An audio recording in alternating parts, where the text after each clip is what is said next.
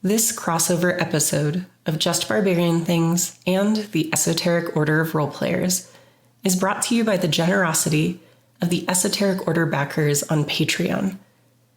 Go to patreon.com/esotericrp to find out how you can become a backer too. Remember to follow all of us on Facebook, Twitter, and Instagram to keep up with all the latest news, and join our Discord communities to chat with players and fellow listeners. Links are in the description. The members of these episodes broadcast from New Mexico and Colorado. We recognize these episodes are produced on the traditional territories of the Pueblo and Ute peoples. We acknowledge their communities, their ancestors, their elders both past and present, and future generations.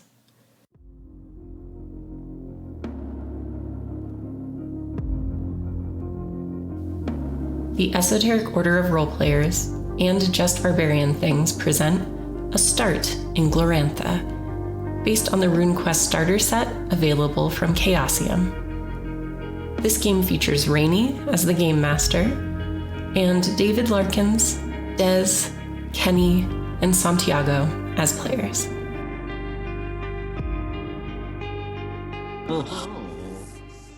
Thanks, Charming Thank man. you. Charming David. So good Yep. at those segues. Thank you. Yeah. Bastard. You bastard.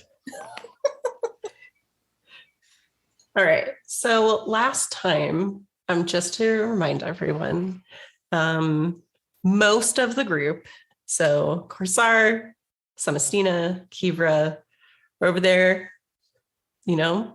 talking about maybe not fighting the Lunars, maybe finding a peaceful solution to all this. You were assured that the Sardarites would not be making the first move in this battle, and that Kalir had not sent anyone over to the other side of the river. They were waiting to see what the Lunars would do to make the first move.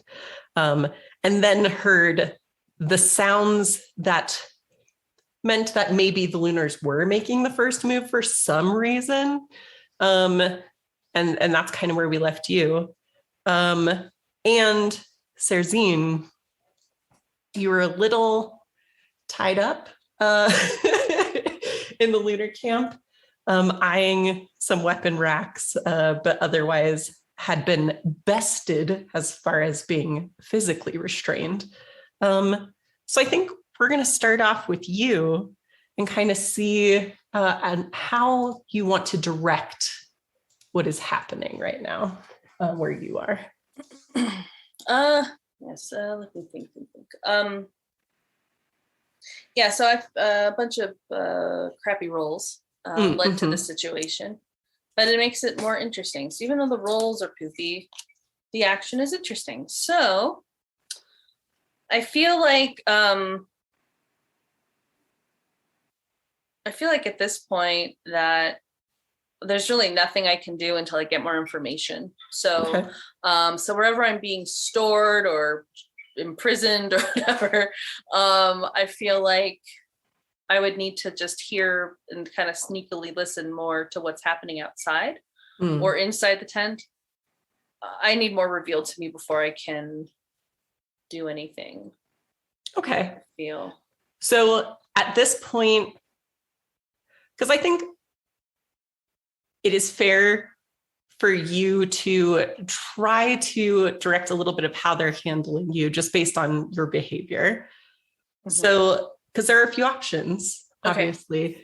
Do you think they're concerned enough that they're going to want to take you wherever they're going? Do you think they're going to secure you and leave you here? Are they going to drag you to some sort of prison area that they've set up for prisoners? Because obviously ransoms are a thing. How do you think your behavior has led them to treat you in this situation? So I feel like I'm trying to remember. I'm looking at my notes and my character sheet stuff of what I remember. I feel like I mean, they captured me. I was trying to get the better of them. It didn't work. They easily were able to bind me. And so I feel like I'm just being very calm. Like I've been in situations like this in the past where I've gotten into these little tight scrapes, and I know that I just have to be calm, and I'm not gonna there's no point to just scream and like go nuts, you know, because then they'll break out a gag, and I don't want that. So if I can prevent from being gagged, that would be nice. I don't know if they've just done that automatically. No, so I think if I recall correctly, they just bound you. They secured you. Right. So that's it. I have a feeling if I was charismatic and interesting enough to the commander, right? It was the commander. If I was interesting and alluring enough to the commander, then I have a feeling that I'd be like dragged around like a little accessory for a while, and maybe displayed and possibly even used as a type of mascot of like, yeah, we're gonna beat their butts. Like, check this out. Like one of them tried to intercede or intervene, and this is very quick, fast. Like they're sending women over, like what the hell's going on, kind of thing. But I'm not sure how. Like, I'm trying to remember what their mindset is about women in general. It seems pretty strict gender norms, I think, for the Lunars, right? Is it the Lunars, right? Yeah, this is the Lunars. Yeah. Okay, so I'm thinking there's that, unless I'm totally mistaken. Yeah, I don't know how the Lunars would feel about that in particular. Yeah, because I view them as kind of like Roman, like classically Roman, kind of centurion kind of guys. I don't know. Maybe we can go with that. I'm into it. Yeah. All right. Like just as a reference point for like our kind of cultural perspective about it. So yeah, so saying all that to say that I think I might be a trophy. That's not a mascot. I was getting there eventually. As a type of trophy. Right. That they really don't understand what they're messing with here. But you know, a lot of people are very self-assured and think that they have control, but we always know that can change very quickly sometimes. No, I think that is very fair. I think we have established that you don't understand their language for the most part. Right. Although sometimes they deign to speak to you in a language you understand. Right. Heavily accented, obviously. Right. But yeah, they are, I think, you know, he calls someone in. They kind of mockingly drape you in the red, like lunar cloak or whatever. Oh. And they're kind of dragging you around with him, as it looks like they're, you know, based on this affront or attempt at infiltration, they are, you know, making their way to the banks and starting to sound the horns of battle and prepare their very regimented troops. For sure. So yeah, you are in the thick of it, standing next to this obviously high-ranking member of the force on the side of the river. Okay. And yeah, I think what would be obvious to you is as they approach, obviously there's already, you see kind of what has been put together by your allies on the other side of the river. There are functionally mounted cavalry, there are archers, and you can see that there are various practitioners of rune magic have been working their powers upon the waters of this river to kind of raise up the level of the water to make passing more difficult, except in that kind of main crossing area. Okay. Right. I'm just trying to think of any magic I could use to deflect that a little bit. I mean, I know I'm a thief and a con artist, but I still have rune magic too. And I don't know if I'd have power though over a spell of that magnitude. Let's see. I'm just looking at my reflection. I have, in terms of rune spells and magic, I have reflection, which reflects spells which fail to overcome the power of the protected being. Reflection does not work if the incoming spell is too powerful. And I think this is more of a super magic-y thing. I guess I thought I could use that in case somebody tried to cast the spell on me, that I could just reflect it back. Yeah. So, okay. Yeah, just double checking. But yeah, so I'm there. I'm just biding my time and trying to find the little weaknesses that are going to pop up as the battle commences. Like it. All right. So back at the command tent, as you are talking to Callier Starbrow, you hear the sound of these like war horns basically coming from the other side of the river. What would y'all like to do?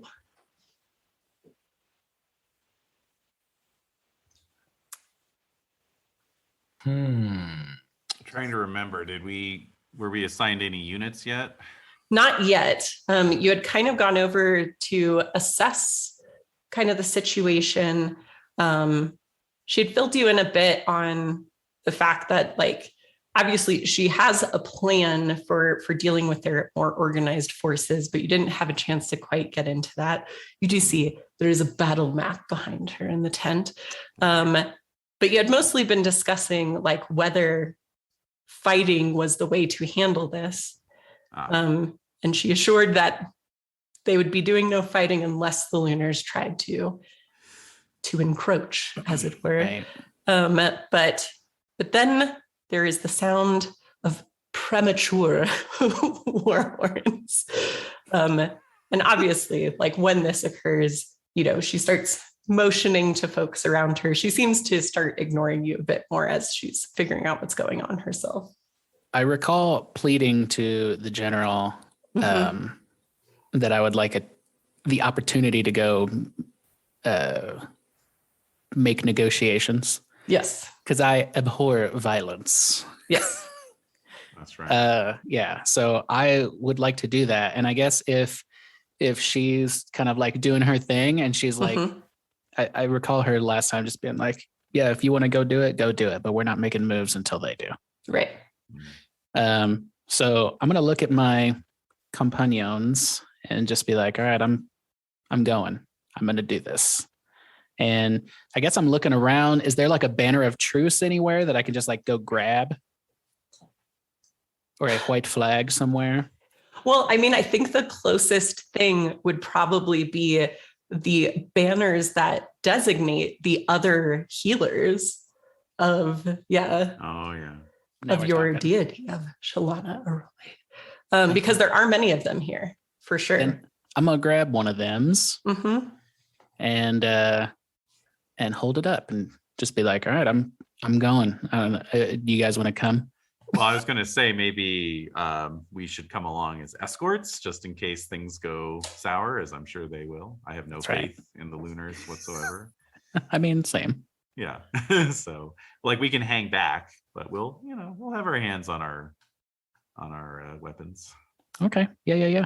Let's do it. We need to investigate anyway. Like we need to like go see what this kerfuffle is all about. So, before we decide to actually do anything. So, I'm kind of reserving my reaction until I know what's actually going on, So I feel like we're all going to the same place, So like Corsar is going to escort Samastina, and Kivra is going along with them to see what's going on.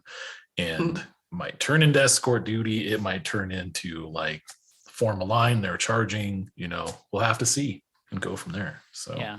Plus we know Serzine ran off and we haven't seen her since. True. So who knows? Do we know that? Like, you know that she is not with you.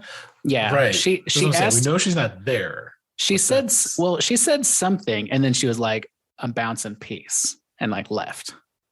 I Yeah, I gotta bounce. I think I did kind of say something, and then I just like went into the shadows and Yeah. I don't know if Kibra would have entirely noticed that, because I knew Cersine for a whole 12 seconds before she like, and I'm out. So like, plus I was grilling you. Notice that she's not there. Yeah. Oh, plus, right. I was getting this like, I'm like, snapping in your face. Object lesson in manners. And I was meeting my old friend and mentor from my hometown. There was a lot going on. So I don't know that I would necessarily even notice that Cersine is missing. It might occur to me later, like, hey, didn't you guys have a friend or someone with you? Like, what happened? Well, I think you were a little. I think you were a little impressed with everything Cersine you were very was serving. scary. Yeah, that's right. Yeah. No, that is true. You'd probably be a little concerned, like, hey, where's the one I like looking at? That's probably how it would come up. It would be like 1, 2, 3, 4. Hey, where's your like super hot friend that was were you just like, what was her deal? Where'd she go? Her name is Cersine. It's not like, which one? It's like everyone knows. That too, yeah. 1, her name is Cersine. 2, I'm right here. It's great to like look at Sam Mestina and be like, so where's your super hot friend? Oh my god. What's my app? What's my app? Yeah. Your cha. My cha. Yeah, cha. What's the cha? My cha's 12. What's yours, Cersine? 13. Ugh. So I squint and scoff. Like, she's only barely hotter than I am. She's only one hotter than I am. She's approximately one hotter. So yeah, whatever. We'll go find her. Yeah, all right. And so I guess all right. Well, I guess we should go. Corsar, you're coming as well. Good. I nod and I say, please keep your weapons at your side until we absolutely have no other choice. Mm-hmm. And I grab the banner of Chalana, and I'm like, all right, let's bounce. Put my sunglasses on. Mm-hmm. Yeah, Kivra doesn't say anything, but she's having a very "you're not my supervisor" moment right now. So we'll see what happens. Wait, that does make me wonder, how does Corsar feel about being told to stay your weapons, like approaching the Lunar army? Well, yeah, I actually before on that subject, where do the healers rank? I don't want to be like, can I pull rank on grunts? Well, I am a grunt. Okay. I've got absolutely no rank. I'm just Healers are kind of important. Yeah, they are. They're respected. Okay. All right. So then I snap my fingers. I'm like, let's go. Well, here's the thing is that I know you. That's right. Yeah. Marched together. We've we haven't fought together, but you've watched me fight things. Yes. We roll hard, you and I. That's right. So I think I am used to this kind of shtick. Yeah. And I think that, this is something I've done before, probably even, just kind of hang back and make sure everything stays cool, which, I don't say anything, but I mean, personally, I feel like that actually is what has enabled some successful negotiations in the past, is just threat of violence. Now, as far as the Lunars go, as long as I'm not sensing any chaos, right? I can keep a lid on it. But the minute I get a whiff, it smells like Grey Poupon. Just what? FYI, when I sense chaos. Okay. So the minute I get a whiff, it just comes in through your limo window. Yeah, that's right. That's right. It tickles the sinuses. Sometimes I even sneeze if it's really intense. Grey Poupon is a little spicy. It is. That's right. It is. Like when some of it just goes up your nose unintentionally, forget about it. and then something like the Crimson Bat would be like snorting wasabi, basically. Oh my god! Just immediate tears flowing down. Oh, my yeah. Can we not talk about the Crimson Bat, dude? I've got some really deep generational trauma from that. Content that's the warning, thing. Crimson Bat. Normal bats, guano. Crimson bat, Grey Poupon. So, yeah. Yeah, Love it. that's This is how the smell works. that's where they get it from. The Lunars are notorious for their love of Grey Poupon mustard. Yeah. So Every sandwich. Ew! Every, Oh my god! Wow. they harvest it from the Crimson Bat. Mhm. Yeah, the It's a carriages pull delicacy. up next to each other, and the Yeah, little we are curtain comes establishing aside. new lore all the time. That I don't know is. where all this hate from Grey Poupon is coming. Yeah, we have established Grey Poupon is a product of an evil empire that destroys souls. Soul destroying Yeah. chaos beast. Yeah. Yeah. That sounds about right. Yes. Yeah. Wow. Yeah. Yeah. Anyway, so yeah, that's it. All right, so that's where we're at. Yeah. Sounds good. Yep. Seems Uh-huh. like a very on topic answer for that. All yes. right, cool. Mentally, that's kind of where we've gone. So Yeah. Yeah, I All blame right. the Viennetta commercial, frankly. Yeah, we No, are I was in nostalgia zone right now. I was think trying to work the Isrolia. Viennetta in there. Yeah, Isrolia. That's our Viennetta. That's Viennetta comes out of Isrolia. Yeah, I could see that. absolutely. No, that Import it. totally. Yeah. Yeah. Every family meal. Uh-huh. Yeah. And then Sartar gets Really like manwich. So That actually just came up because when Alex's wife Lisa has to go for she's a producer, so she goes away, normally in pre-COVID time, she would go away for weeks at a time for shows. And they were joking early on in their relationship, he's like, well, I guess I'll just subsist off of manwiches. And then he actually went out and bought the manwich mix or whatever, as a joke. And so she just got a job for the first time, year and a half where she had to go away. So she left. And so he went and got his manwich mix or whatever. And then he's eating it. And he's like, why am I doing this? I don't even like manwiches. Doing this. He's like, this joke has gone on way too long. I've never had manwich, but I want it really badly. I don't know why. It's basically ketchup and ground beef. I mean, it's Oh, Jesus. surprisingly sweet. Yeah. yeah. Oh, Yeah. Yeah. well, never mind. Yeah. If you want some sweet feeds, hey, podcast listeners. I retract Sweet my feeds, statement and yield remember my time. Yeah. It's basically a burger. I'd like to thank our sponsor for this week, Manwich. Yeah. Manwich. Ooh, delicious manwich. Yeah. The taste you loved as a kid, making you think, what the fuck was I thinking?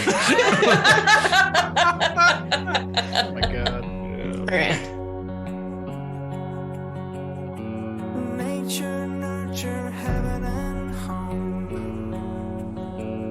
Some of all and by them driven to conquer every mountain shown, but I've never crossed the river. All right. So as you march towards the front line, unknowingly following in your friend's footsteps, just more brazenly in some ways, until, of course, the spell failed.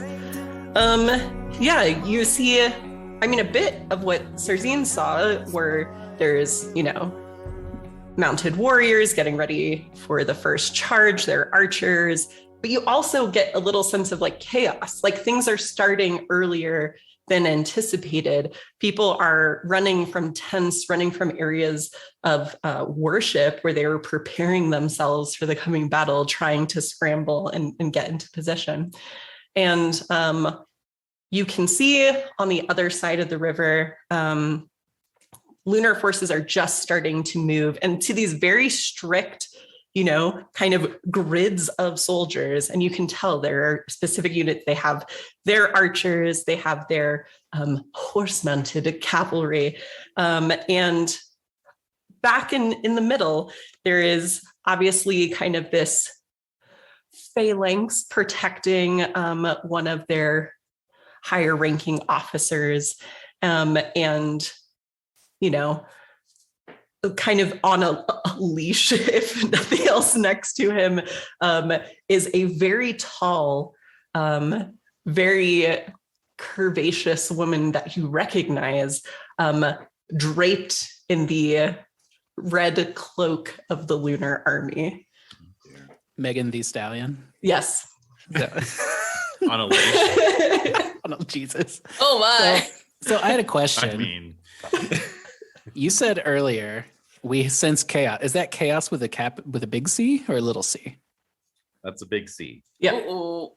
Uh-oh. Uh-oh.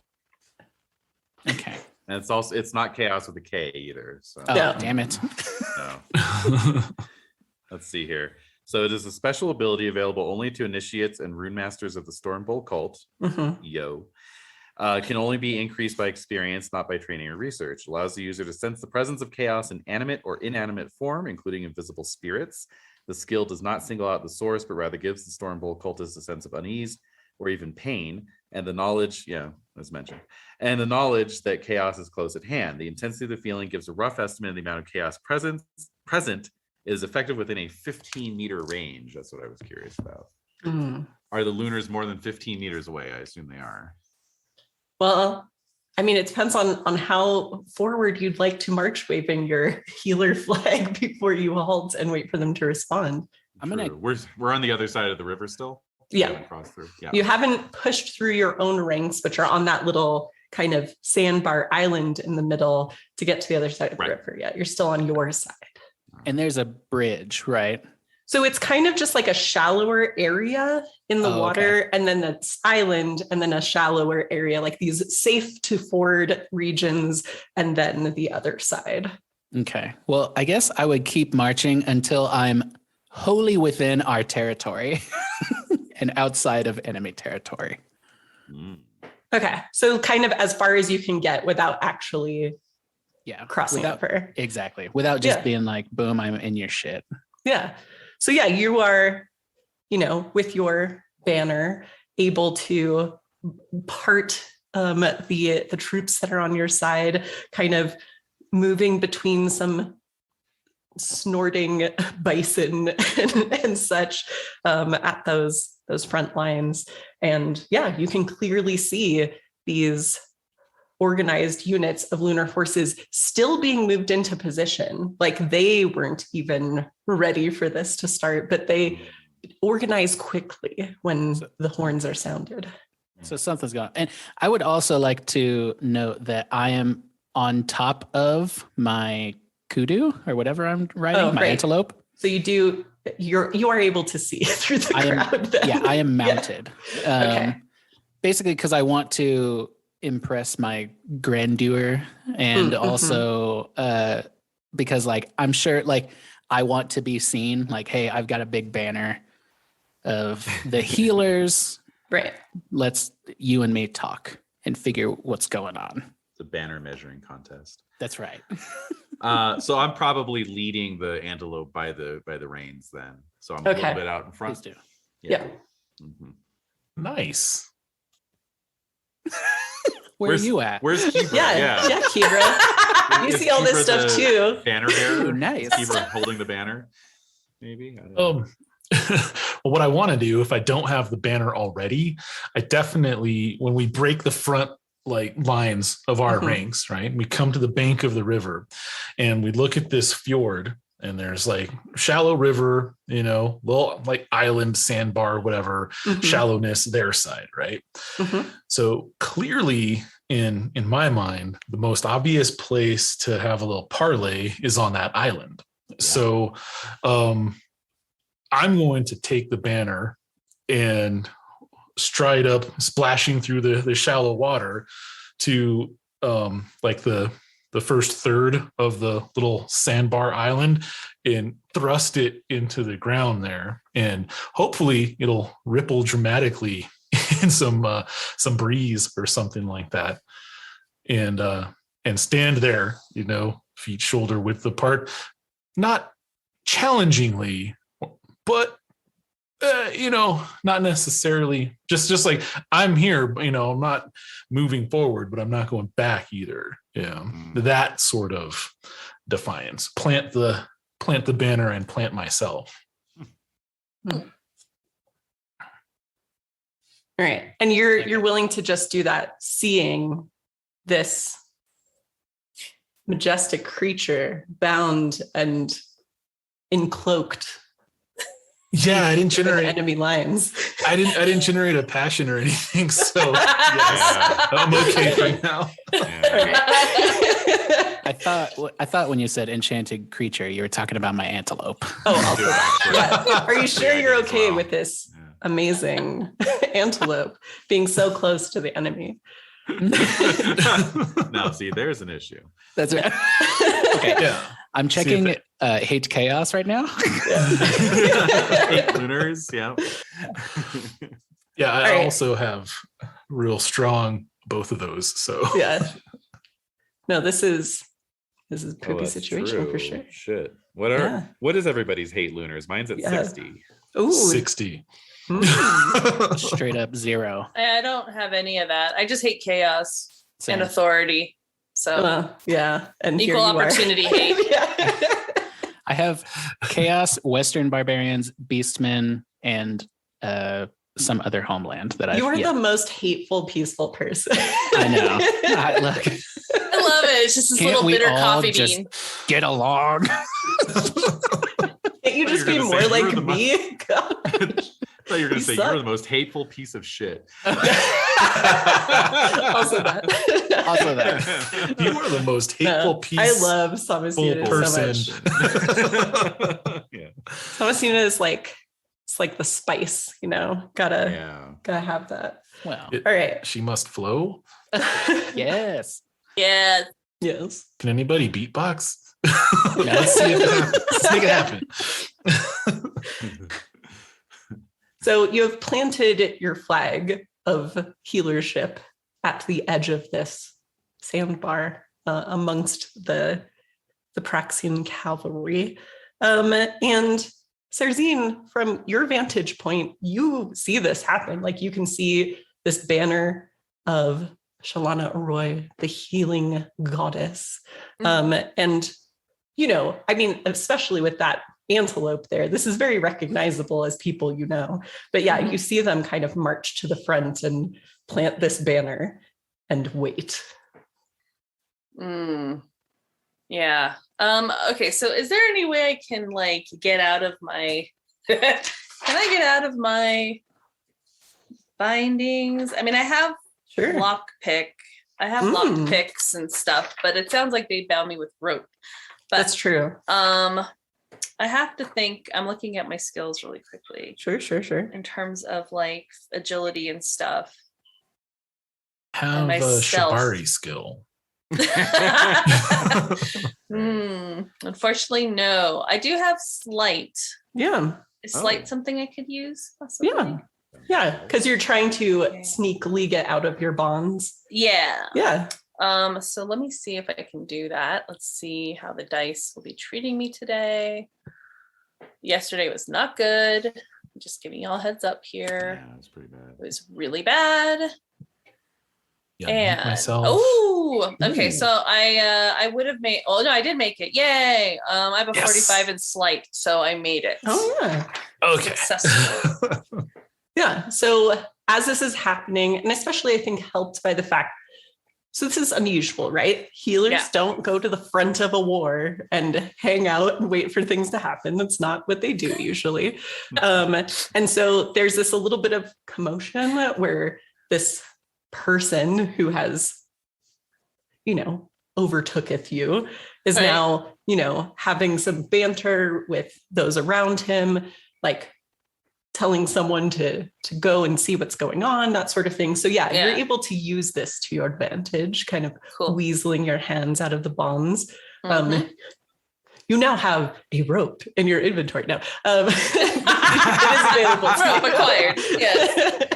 You get the little toast that tells you you have Okay. a new inventory item. Yeah. You have to Yay! go Yeah. north, east, south, or west. So how close am I to this? Like who's like responsible for me, and who am I aware of that is like watching over me? Yeah, there's obviously, I mean, because we're preparing for battle, it is not this lieutenant who's actually holding the rope. He has like a little hench person to do that for him. And they're not like holding it tight and like, being mean to you or anything. They're just like holding it because they've been told to, kind of leading you around. And they're standing off to the side. So they're like a little hench person. Like, how big are they compared to me? There's no way they are anywhere near your size because they probably rolled dice like a normal person to generate their character. And I rolled them as a weird person, and that's what I got. So fair enough. Yeah. So so I'm wondering if I can somehow. I guess I'm sorry, I'm thinking in cartoony ways for some reason. This just feels very cartoony to me. But I'm wishing there was a way that I could just hog tie them very quickly, this little person who's responsible for me. And I have like a little carrying strap so I could just like hold them and like throw them into somebody. Wow. I mean, that's what? That was great. Very cartoony. So there's like the dust cloud with just like a foot and a head and a rope coming out of it at random angles. Okay. Hog tie, pull them up by the carrier strap. Ideally, I mean, that would be the first part. Are you trying to do this like quickly and violently? Are you starting shit, or are you trying to? I have some stealth, and I have. I would like to, in terms of my grapple and stuff. I have like general grapple, 25, but yeah, I mean, I would like to try to do this quietly. And if it isn't quiet, then it does distract more on the front lines, right? So it's like either way I win. So so yeah, I'm going to attempt to do this quietly. So would I do move quietly for this, or is there another thing? It makes sense if your first goal is to kind of maybe quickly and quietly kind of maneuver yourself now that you have control of this rope to kind of get it around this person, right? And plan your next move. I think that's a good way to start. Okay, yeah. And we'll see how it goes. Yeah. No. I said way too much. So I've No, you're good. I like knowing what your plan is. This is the first step. Yeah. Okay, cool. So let's try that and see if that does something good. Okay. Yeah. So my move quietly is 40. I rolled a 33. Okay. So I'm excited. This is good. So I'm able to move behind this person and start to begin to like, because if their hand is already like gripped with the rope, I can easily start tying them up. Yep. Okay. So we're assuming you're doing that move. Meanwhile, yes.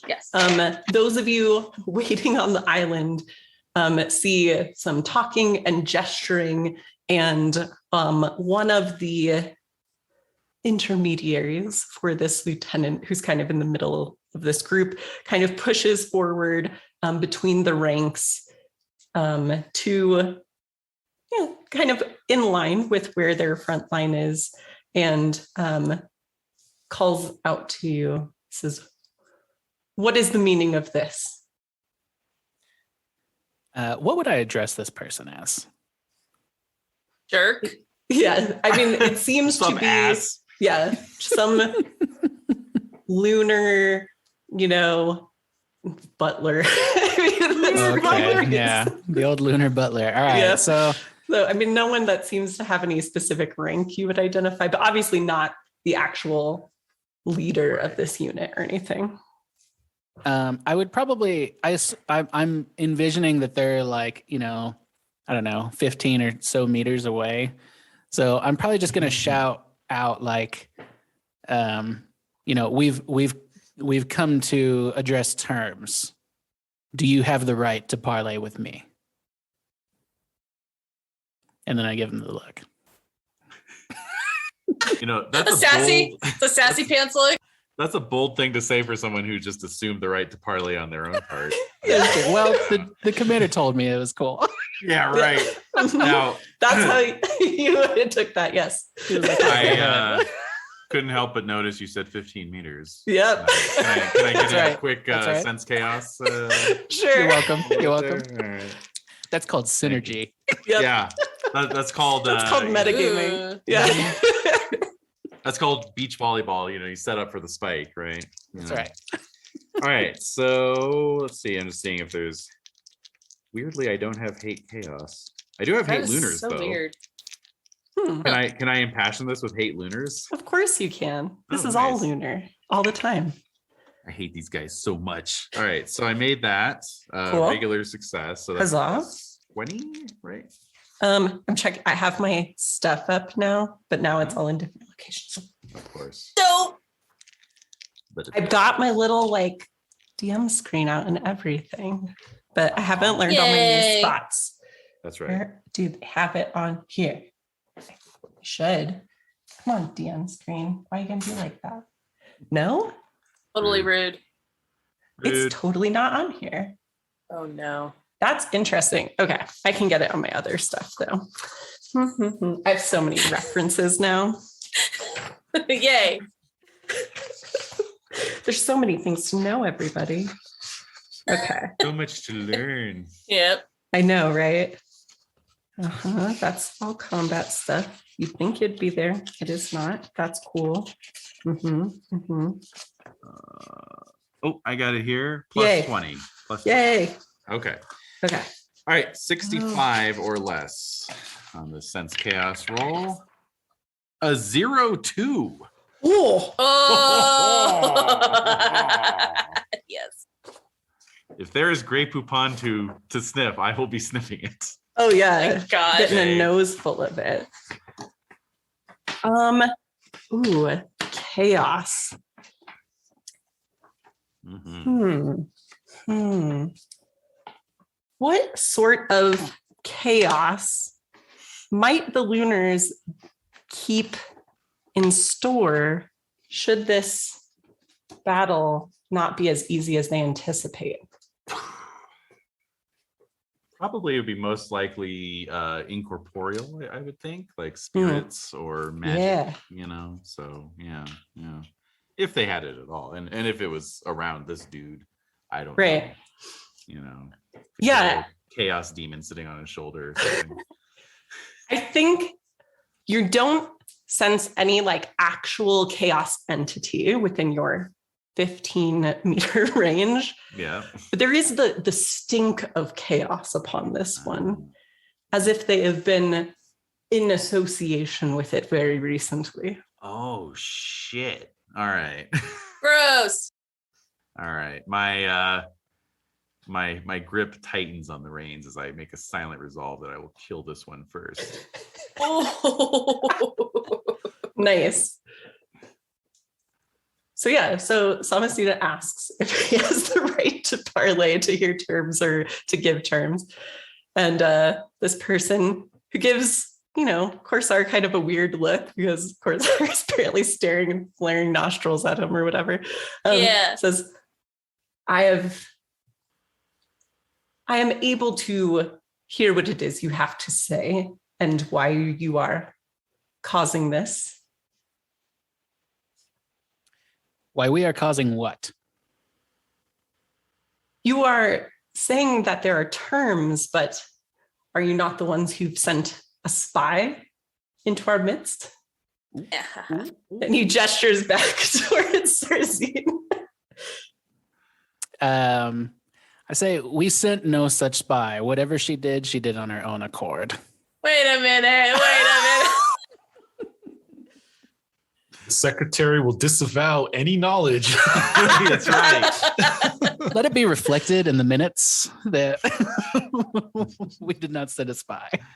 Yeah, you get a little scroll and it like automatically burst into flames after you read it. It says, I see. Well, what is it that you are hoping to gain from this meeting? We would like you to release your captive back to this camp where she will be dealt with accordingly But for military misconduct. And I'm kind of like bullshitting right here. And I would like your army to stand down and we can settle this the peaceful way. Wow. That's an entire army to stand. Yeah. up. Yeah. Hey. That is so awesome. I'm like, okay, sorry. I'm like, Check your cojones. I'm like, yeah, I'm like, Yeah. I'm like, I don't want to say kicking, but nudging. Hold on, wait, I forgot names. Nudging. Santiago's character. What's your name? Kivra. Kivra. Thank you. I have it written down somewhere. I just can't. I keep notes in 10 different pages. So Yeah, I got you. I recommend writing it down like phonetically, because if you write it down the funky way That's I what I spelled did. it, it'll just That's be right. super confusing. So Thought I did. You right. Yeah. So I like nudge Kivra in like an attempt to get her to like wave the flag, and be like, remember who I am. Hit me, healer.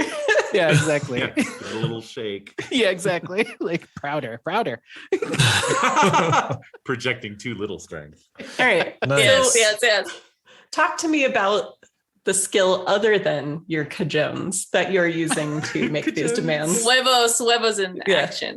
Okay. Well, let me see here. I would probably say, I don't know.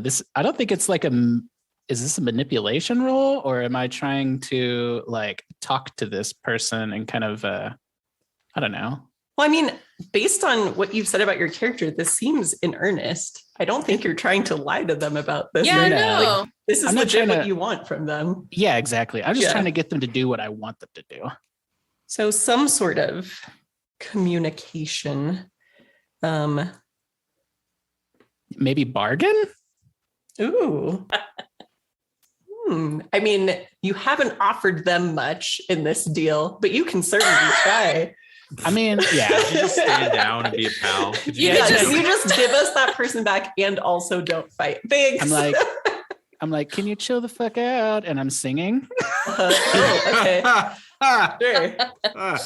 I just want to add that based on past adventures, probably that maybe Celestina and Cerzina have had in the past. Maybe you know that I can handle myself, so you might use me as a card where it's like, yeah, do whatever you want with her. We don't give a fuck. Like if that is a chip worth using, I think I'm just gonna put in some little story game injections here and just say that, like, I think we've in the past, you know that I can handle myself and that I can get out of little weird, strange situations I bring on myself. Yeah, I definitely believe in you, and I don't think you're relying on us to save you in this instant. I'm like, Cerzina's, she's been in tighter pickles than this. Mm-hmm. Yeah. Okay. So knowing that, then it's definitely a good negotiation tactic. Like we absolutely need her to be released to us. Yeah.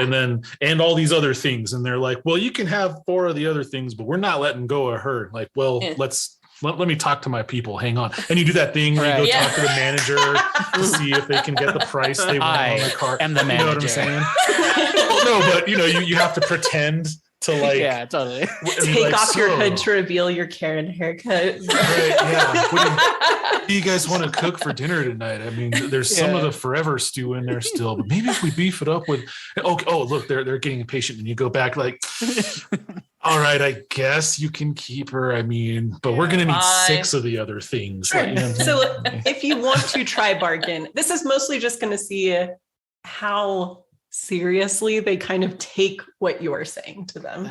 If they're going to believe that you are speaking for these forces on this side of the river. Okay. Well, no pressure. Well, all right. Yeah, fuck it.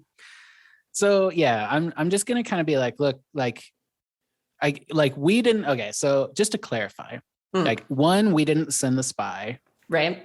2, if we get her back, she's going to be dealt with, in like court-martialed or whatever. I would like both armies to stand down. It looks like both armies are rousing under false pretenses. Like, I understand, like, I can see that you guys are forming, and you're forming quickly, as the Lunars are known to do with your, military prowess. And I'd probably even try to butter them up a little bit. But clearly there has been no call to arms here. So I would like both armies to stand down until there's just reason that cannot be avoided that there should be bloodshed. Okay. And I'm going to impassion. And while I'm doing that, I'm thinking about those fucking beast men. Yep. Just kidding. But I don't know. I don't know how any of this works. Sure. Full disclosure. Yeah, same. No, you're good. Okay, so I did don't- find my page though, so it's Oh, right okay. here. I don't know. But you were augmenting with something. I was So you augmenting with can something. augment with a passion, with a rune that's relevant, or even Ooh. a skill if it would help you to do that. So there are things that can be done. Okay, good. Like for example, like if yeah. you knew something about lunar history or how their army works and stuff, you could potentially use that to help you talk better about this stuff. But yeah, it's kind of up to what you think makes sense. And then I just tell you if you're being bananas or not. Right. Let me pull up my rule book. I feel like Mhm. wait, do we have a player aid sheet that was just like, hey, air and moon does this thing? Or is that just We had, I think I had some basics of rune stuff, but okay. I don't remember. It's Okay. been so long. I know I feel unprepared. I apologize. No, you're good. We're all learning. Don't even worry about it. Let me see here. So yeah, I guess. Well, okay. So I guess I would like to try to impassion this, but I don't. I don't have hate Lunars or really anything about Lunars on my character sheet. Right. Are you the one with the moon rune? I am. Hey, I'm your moon guy. Yeah, my moon. Yeah. My moon is That's 80. Okay. Ooh, yeah. That would be like sympathy with the Lunars, right? Ooh, Right. okay. Oh yeah, that's right. The Lunars, the moon. Is that a thing, or am I? Yeah. No, Somewhat that's a thing. connected, slightly connected. Yeah. Yeah. Okay, cool. Yeah. Very so much I'm, connected. I'm like, you're a moon guy. I'm a moon guy. Let's, Yeah. It doesn't make you innately evil. Let's talk about it. Right. Yeah. Exactly. Everybody can make a choice. Hmm. So yeah, all right. So now and then I guess, am I bargaining or am I So if you're wanting to use your moon rune Mhm. to augment, then you're going to roll against that first. okay. So I want to roll a D100, I want to get below an 80. Right. I got a There 78. you go. 78. Jesus. Oh, that's a squeaker. I like to, yeah. Okay. So cool. Check your Cool, rune cool. and you get to add 20% to whatever ability you're using now to talk to this Now we're envoy. talking. And this doesn't strike me as orate, but it's probably, I don't know, something a little, I'm looking at my communication skills. Obviously, Mhm. I'm not dancing here. Right. I guess I'm kind of bargaining. I don't know. What do you Well, think, GM? Bargaining. Oh, sorry. Oh, no. Yeah. What do you guys think? I don't know. I think if you're bargaining, there's a quid pro quo sort of inherent in the whole bargain thing. So, you need to offer something like Right. I'm really just trying to reason. return. Right. Yeah. Right. I think more like orate is persuade. actually- Yeah. Orate would work because you're saying what you have to say and seeing Okay. how that goes over. So orate can work. Okay, cool. All right. So with my moon rune checked, my orate is now a 60. Nice. So not terrible. Let's roll. And I got a 57. Holy moly. You're like just squeaking every single wow. one. Love Yeah. it. Love it. All right. Holy shit, bro. Jeez. So normal success. This is how I like to live. Very good. So he doesn't like laugh in your face or anything when you say this. He like considers what you have to say. He doesn't, I don't know that he necessarily believes like, oh yeah, I'm just going to go back and tell him, let's not fight. And this is going to work out. That's fair. But seems at least willing to take your message back. And that's all I want. I just want to open the doors here. Yeah, it's like, very well. Wait here. Like goes back to talk to this lieutenant that is waiting in the lines. Meanwhile, so obviously, Cersei and everyone's been very fixed on seeing what this envoy finds out from this group up at front of Danger Isle. And you are trying to take hostage the person who is holding your leash. Yeah. Mm-hmm. Yep. All right. Right. So obviously we determined that you were able to quickly and quietly like get your rope into a good position to begin this process. Yeah. But I don't think they're just going to stand there for it. So I think this is the point where we're going to get into some opposed grappling business. Yeah. Okay. I think that's fair. I agree. Mhm. Yeah. So, cool. let's learn. This is like our first real kind of thing like this. Yeah. Yeah. So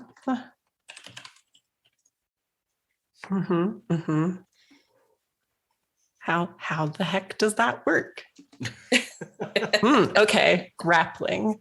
You have to succeed with the grapple skill and then succeed in a strength against strength roll on the resistance table. Okay. Oh, and then there's rules for throwing them if you want to, which you said you wanted to do. So well, okay, we'll cool. see. We'll see. One thing at a time. I don't want to get too excited here. All right. All right. Does so the first, rules give her any kind of bonus on her grapple? yeah, I think, I would say so for sure, because we've already established you got the rope into the correct position. They're not expecting this. No. This is the Spanish Inquisition of rope play. Right. Yeah. So Right. for Can I sure. impassion? Can I impassion? As well? Yes. So David, for things that are like bonuses or like, how does that work in this game? I personally would just throw on a little bonus, like maybe a 10% or something. Okay. You know, Just showing that there's like a circumstantial change to the situation. yeah, Okay. exactly. Sure. So yeah. So let's say you already have that plus 10 because of your rope trick. Mhm. But if you also want to augment, you certainly could try to do so. So this would be for my grappling, correct? Mm-hmm. Okay, yeah. Yeah, I think I want to, just to be on the safe. Oh, the throwing would be very satisfying. So we'll see. Okay, so we'll see if I can grapple with the 10. So my grapple is 35, and so let's just try that. Let's see what happens. Bump, bump, bump, bump. And there we go. 20. Whoa. Whoa. Dang. Oh my God. Dang. Okay. Dang. Okay. Yes. All right. All right. So now it is established that you are a grappling, but now it's strength v strength okay, on great. this lovely resistance table that I absolutely know how to read. Yeah. So this one is characteristic against characteristic, and then you find it to see what the roll has to be. Is that how it works, David? Yes, there's actually a way to do it in your head, but let's do the chart first so that we just know the official way. Okay. Yeah, Okay. the chart. The chart. The All right. chart. So, Des, what is your strength characteristic? It is 10. Okay. Yeah, I'm sinewy. Yeah. No. That I think makes sense. So she's the active, since she's right. She's the grappler. The grapplee. Let us see. Yes. Very good. Attributes. Finding things on the sheet. Oh, there we are. Oh, okay. Very well. All right. So they're not quite as strong as you. Good. They are a butler, as we have established. Yes. So they are at an 8, which is a sad for them. Oh. So you would just cross-reference, and yes, I'm doing it in my head. I am going to say that would be a 60. It is. Aha! Aha! so now Des has to roll a 60 or less. 60 or less? Mm-hmm. All right, let's do this. Let's see what happens. Yay, 54! Yay! Wow, look at you. I can't believe this. Right. I know. I really needed this. I really needed See this. how she was rolling yesterday. This is even more shocking. No, it Or seems even like she paid the blood price and now is able to roll. That's right. Some dice. Oh, Jesus. Yes.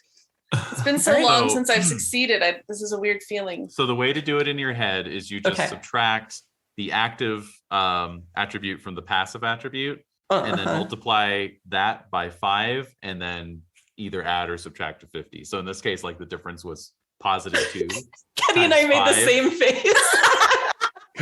It's actually easy once it clicks. The difference was plus 2, right? So that's times 5 is a plus 10. Added to 50 makes it 60. If it had been the other way around, it would have been a minus 10, so it would have been 40. Right? Okay, gotcha. Yeah, once it clicks, it's actually quite Yeah, easy. yeah. But yeah, Okay. the chart is there if you don't want to do that shit. You can just look at the chart and it's fine. So, All right. Love a good chart. To be fair, this resistance table is Bad the thing that charts has are been bad. stressing me out the most, but it's Really? actually easier to use than I thought. yes, Oh. Because I'm just like, what even? it looks worse than it is. Yeah. for sure. No, it's not as bad. Okay. It's kind of just setting up your difficulty, your chance of Mhm. success based on those opposed skills. So I get it. Now. Exactly. It's cool. Thank It's you, the way Des, to for letting convert- me It's the learn way to- that. Yeah, exactly. Hey, yeah. it's all good. It's all good. I'm used to that. As the eldest child in my family, I'm used to things being tested on me constantly. Yes. So it's all Mhm. good. Yep. It's the way to Like, convert anything that's yeah. on a 1 to 20 scale to a 1 to 100 scale. Yeah. Interesting. I Yeah. like that. That's cool. No, because it is interesting because Runequest is kind of half and half, like Yeah. with the way that it works. Yeah. Hmm. All right. So, Des, All right. obviously you were successful. I mean, it wasn't like special success or anything like that, but you Right. did exactly what you set out to do. So talk to me a little bit about what this looks like. Oh, so it's basically just a total hog tie situation. So hands, wrist bound, ankles bound, connecting through line. So I can just lift them up very easily and toss them wherever I need them to go. All right. So you have That's a all. This you the have a- box. That's normal, right? Everybody Yeah. knows about you have that. a butler purse, basically. Yes. Yes. So far, this has happened so quickly. No one has had a chance to note it yet, but I'm sure this is going to turn into something yes. Yes. quite quickly. Oh yeah. So this envoy is coming back Hmm. to talk to this leader among the ranks. And yay. And yeah, to explain, well, they just want this prisoner, and then also for us not to attack them, sort of thing. They have offered no other terms than to say that if returned, this prisoner will be punished accordingly. And yeah, and so yeah, this. So I hear that. Do I hear that? I'm like laughing to myself, just like. So, and yeah. So obviously, yeah, also the person who has imprisoned you kind of chuckles because these are horrible terms, but says, and actually, I'm going to say that he is speaking a language you understand because this envoy they chose happens to be someone among them who speaks the local languages and stuff. And we have established he does as well. So he would say, there may be a chance to impress my cousin and maybe end this without so much waste. And so he's going to get into his plan. Are you just waiting with your purse to hear what they're saying? Yeah, absolutely. I have the weapon. I'm armed, locked, and loaded. I just want to know when I can just create the maximum amount of distraction. So I'm kind of like, it's like I'm almost ready to throw. I'm like, wait a minute. Like, this might not be necessary yet. And I may just end up dropping this person and then running back to the other side of the river. So I'm listening. Yeah. So he says, tell them that if their barbarian queen, Starbrow, will duel me, we can determine the fate of this crossing in that battle. Shit. Oh. Uh-oh. And the envoy obviously bows and like runs back. Yeah. So feel free, Des, if at any time you need to interrupt me for chaotic violence, you may do so. Yeah. So I will. Everyone on the island, you see the envoy going and talking to this leader, and then bowing, running backwards, turning around, coming back towards you, moving through the ranks. And he says, our most benevolent Lord Hostilius has offered solutions to, and these This is the most Star Wars ass like dark side name that I did not make up. Yes. Like, Yes. Yes, what is it? Our What is very- it? yeah, his our name is very Horatio kind- Hostilius. Horatio Obviously, Hostilius. he's a bad Yeah, guy. boy. Nice. With a name like that, I mean, you really don't Wow. have much choice. This is Wow. Love Darth it. Sidious shit. Bad Guinians and whatnot. All right. So it says the most benevolent Lord Hostilius has offered a solution that seems in agreement with your terms. He says that if you're, and he hesitates, seems to be thinking about how he wants to word this, your leader would agree to a duel. The fate of this crossing and its ownership can be fairly established. And, you know, and then ransoms can be decided as needed for prisoners. But we can avoid this charge should you agree to these terms. I think these are very reasonable terms. And I will take them back to my commander and return within the hour with Very our well. decision. Yeah. We shall watch the shadows and the sun. Nice. I nod in respect. Uh-huh. Yeah. And If you have I- 1 hour. 1 hour. Easy.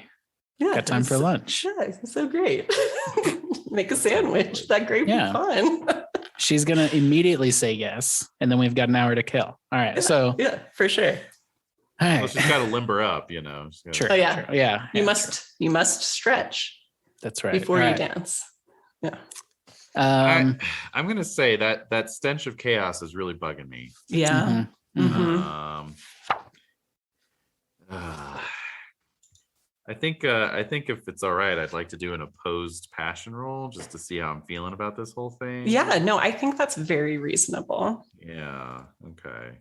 I'm gonna roll hate Lunars versus loyalty Sartar. Ooh, uh-huh. Here's hate. Hate. Ooh, okay. All right. I failed it. I got a 90. Okay. Good. Yeah, my loyalty Sartar.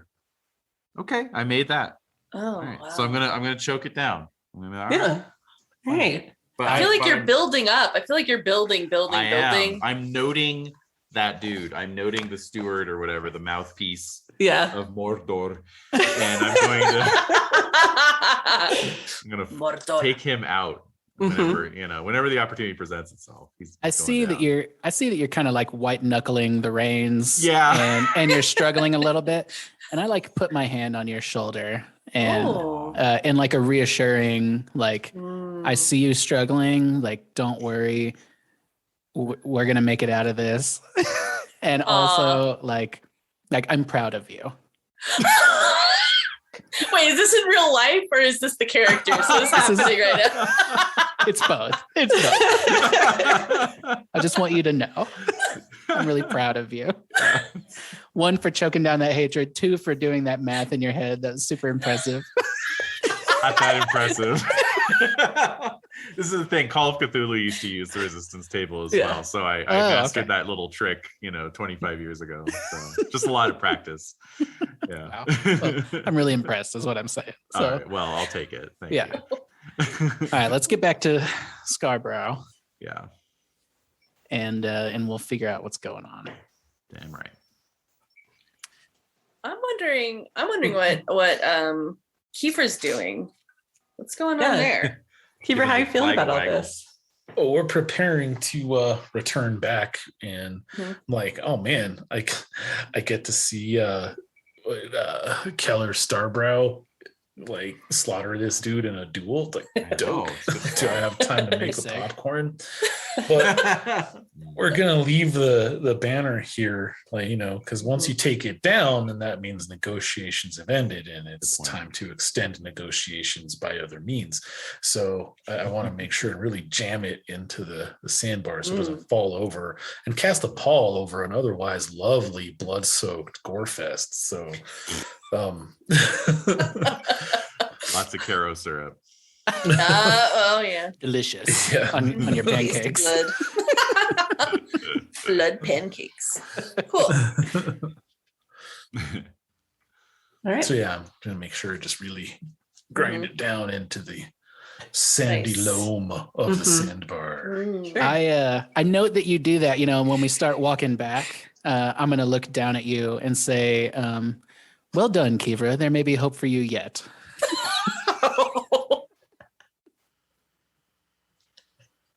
Yeah. I'd probably mutter under my breath, I don't answer to ye, keep your well done.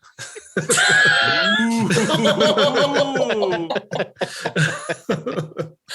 my god. But after muttering that under my breath, just kind of look up and, you know, do the like the tooth smile, like the Fight Club style, like Like the baboon mouth. yeah. Yeah, right. Like Terminator learning how to smile. How many teeth do you have? I mean, all of them. Oh, okay. Enough. Oh, Enough. I didn't want to assume. One too many, lots. Enough. I mean, that's not fair. My int is decent, so but I'm no dentist. Well, but I can learn. That's right. All right. So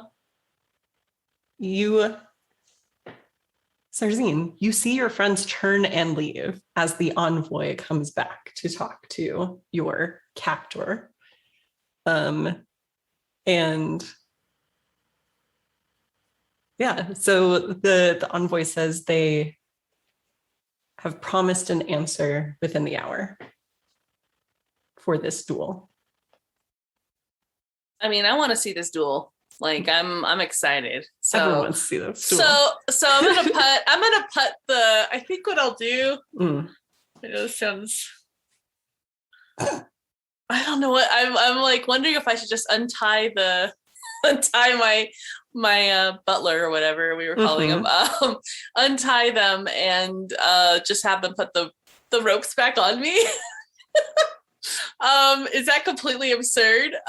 Because it's think, pretty absurd. especially with how you did this and with nobody apparently noticing that it occurred, and just with them being so helpless to this whole happenstance based on what happened, I think you would have a pretty decent bonus to intimidating them into carrying on the charade that you are prisoner if you wanted to do that. Yeah, that's what I kind of want to do. So I think I'll like unbind them and then have them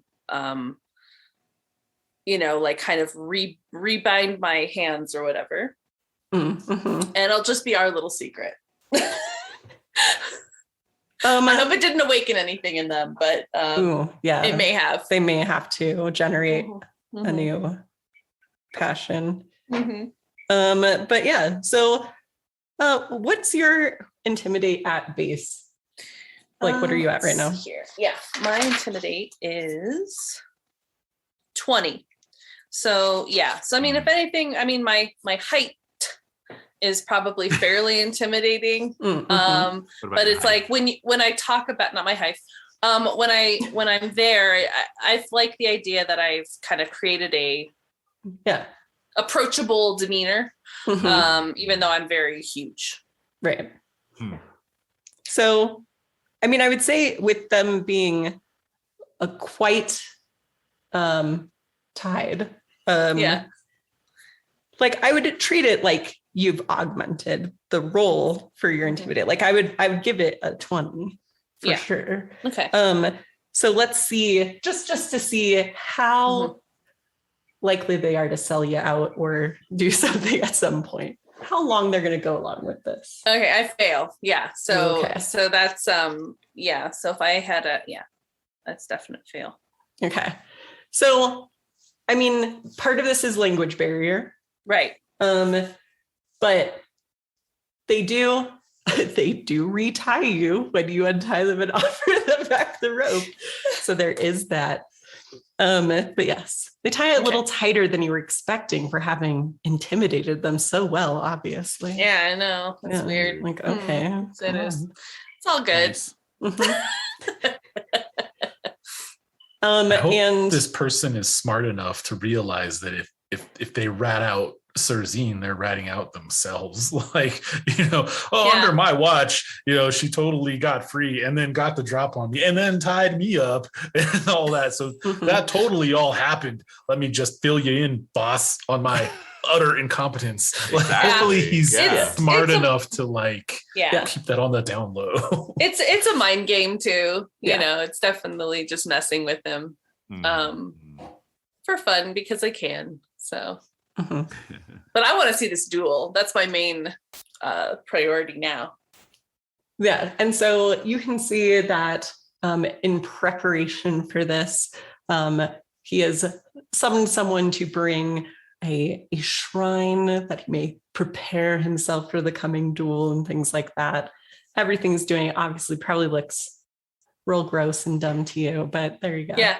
So it's little moon stuff. So I'm just staring. I'm staring at him. I'm trying to break his concentration and just kind of just giving him looks. Yeah, just distracting him. Trying to. Preventing him from communing. Yeah. Yeah. So what are you using to do that? I think. I could try singing since I haven't been gagged yet.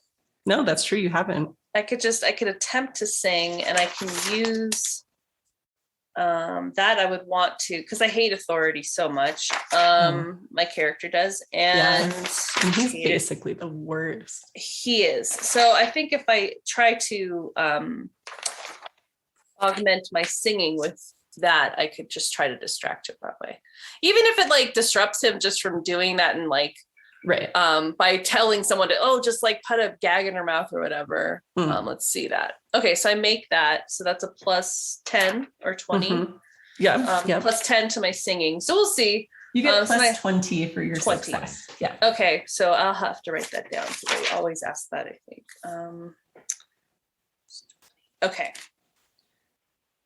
And so that makes my singing is 15 usually. And so that would be 35. So let's see what we do here and do it up. I make it. Oh, wow. Dang. With an 11. Ooh. So yeah. That's pretty damn good. So I just start singing. Oh wait, an 11? What's your singing? Yeah, my singing is usually 15, but it was a 35. Or sorry, what? Oh, okay. Yeah. Oh, right, gotcha. Yeah. So I think I start singing. Is that a special success? I feel like it would be. 11 out of 35?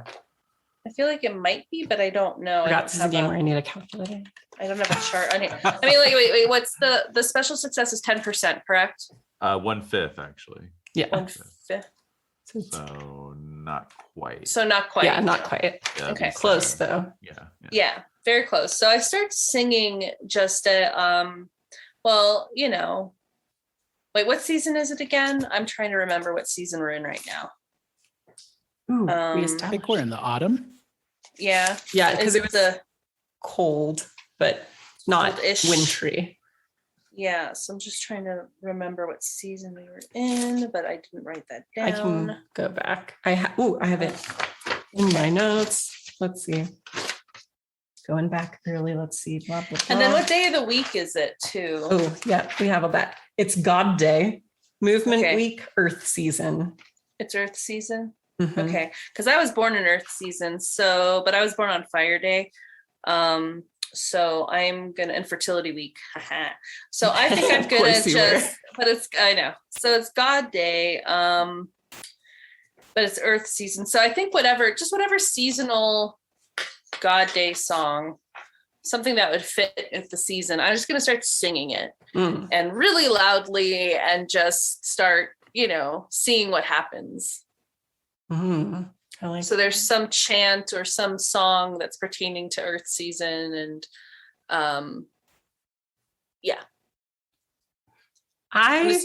because you were quite successful. So yeah, I mean, I think I'm just doing this amazing rendition of this song. It's like very poetic and talking about the earth and the power of the earth, like really trying to fuck with their little moon minds. Yeah, I think moon minds. Yeah, because you did say like you're singing a song that's appropriate to the season. You're not just riffing. Like this is a song that exists. It's a song, right? yeah. It's a traditional song that it would be sung for Earth season, and we're in full sway. And I'm just going to remind them of how awesome that is, because I have a lot of pride in being from this world and not the stupid ass moon. And I'm gonna just I'm the stupid ass moon. The 80% moon that you have. It's so dumb. Like my ears are getting hot. Yeah. No, I think what happens, and I don't know if y'all have had the opportunity to experience this. If you've gone to like a wolf rescue or something like that. Ooh. But like when like a wolf howls and the other ones pick it up and you get like instant like goose flesh, even though you know they can't get you. Like, I think it's like that, where it's like you start singing, you're singing loud, you're singing well. So obviously we already determined you're successful, so he can't concentrate on what he's doing. Right. But then you have all of these earthy ass Praxians just like sitting up there at the front of the island, and they start singing with you. Yeah. Yes. And so like, and then everyone in the camp is hearing this too, like this faint like song coming from the river. Love it. Yeah. Love it. I get a slight smirk when I hear it. All right. So y'all have gone back. You're looking for Callier Starbrow to see how she feels about this plan. What would you like to do? Just kind of report to her, like, look, we can avoid unnecessary bloodshed, but it's going to require a duel between you and the Lunar commander. They also have one of our party as prisoner.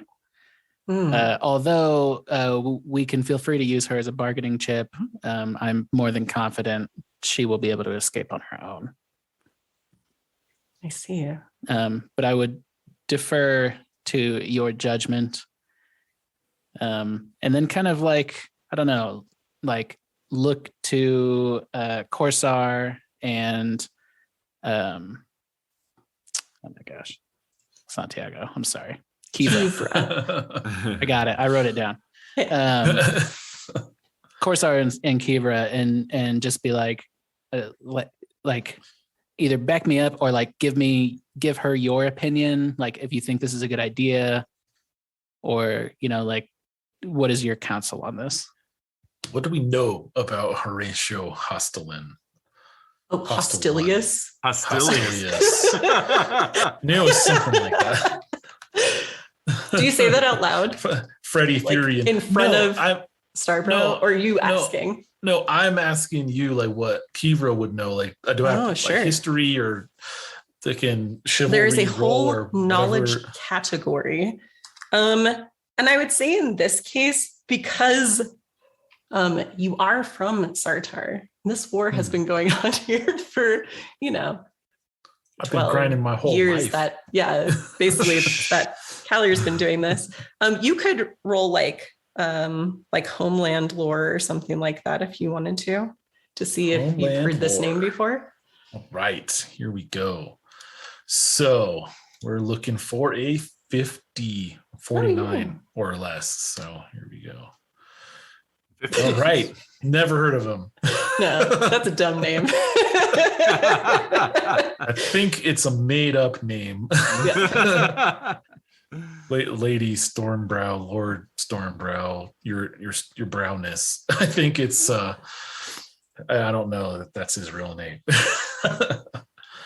What information are you giving her? Like you said, there has to be a duel set up. Are you telling her like who was requesting the duel, like Yeah. or saying when Mhm. it is, and anything Right. like that. Yeah. Yeah, definitely give out the deets of like, we need to let them know within the hour. So, we've got 42 minutes or whatever.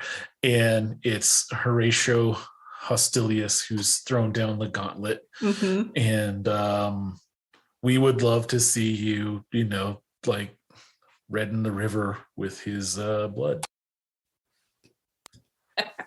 Nice. She knows the name, and she knows the name well. And so as soon as you say it, like she kind of like shows her teeth. I mean, literally. And she says, here's the thing. This would be the honorable thing to do. To duel instead of risking this many lives. And if he wins this duel, which he won't, but if he did, I have no doubt he would use that to peacefully take over this entire settlement. If he loses, I have no faith that he will keep his end of the bargain. Yeah, but if he loses, won't he not be able to keep his end of the bargain because he'll be dead? Like, is it that kind of duel, or is it like the other kind of duel? No, you have to 'Cause that- understand. Hostilius is cousin to Father Wide Red. There's no way he's going to risk losing this crossing. He'll give instructions for what happens should he fall. Oh, okay. So I feel like I know who Father Wide Red is if I could be allowed another Homeland lore roll. I don't think I'd need to make you roll for that one. He's pretty grand high doodah of lunarness. Okay. So yeah, you would know this is a big name in this enemy leadership. Got it. Okay, so you can't kill him. I mean, Oh, I can kill him. And I think that is what I will do. She says, yes. Here, I love we the must cut of her also have jib. our plan, though. We must have our plan. If I fall, we still cannot let them take this, but honor dictates. I think she's going to have to roll. Have to go over here and do a little GM roll.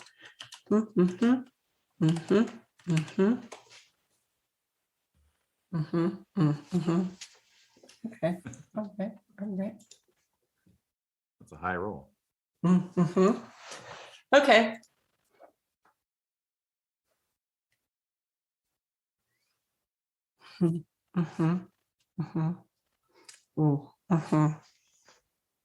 But she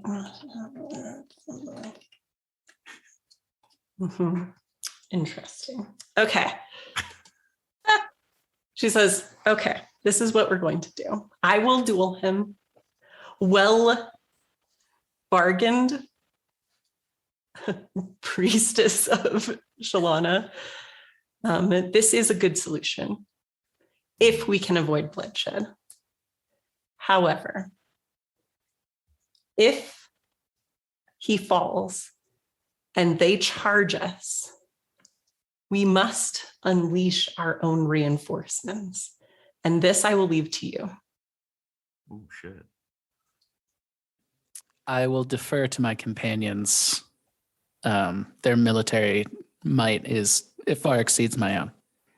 And as a healer, do I remain neutral, or maybe not neutral, but like if, like, for example, and I mean, if I see a wounded lunar on the field, am I obligated to go heal them?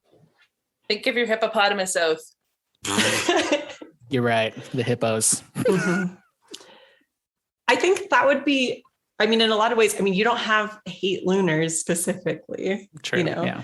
So I think in that case, it's kind of, I mean, there's a lot of judgment and probably what you think is honorable and right in that case, especially depending on what actions you had seen them take up to that point and things like that. So I think you could make those choices for sure. Yeah. Then I will remain infuriatingly neutral. An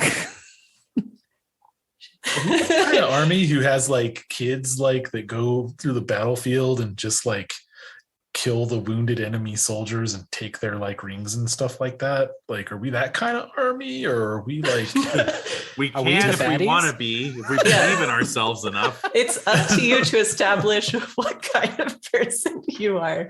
no, I mean, I'm not in charge of it, and I'm Yeah. not saying like, hey, I have this army of kids who are just gonna like No, march No, and I down the don't think field in a that's wave the with knitting needles through idea throats. either. No. Like, everyone okay. has their own beliefs and things, but certainly for many of them, there is a sense of honor. Not everyone has such a sense, and that's okay. You don't know how the ducks feel about the situation or what shinies they might want to take. You don't know. True. But Very they're here. true. They're Oh, somewhere.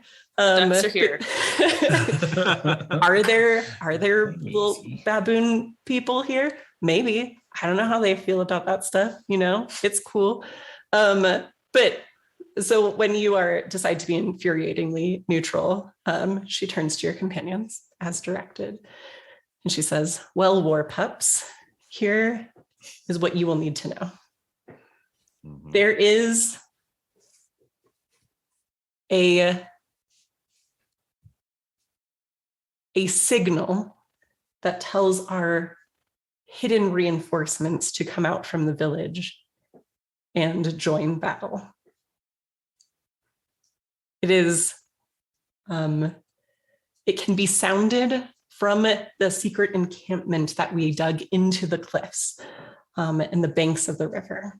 If this turns the way I fear it might, you must go and sound that bell to make sure our reinforcements arrive.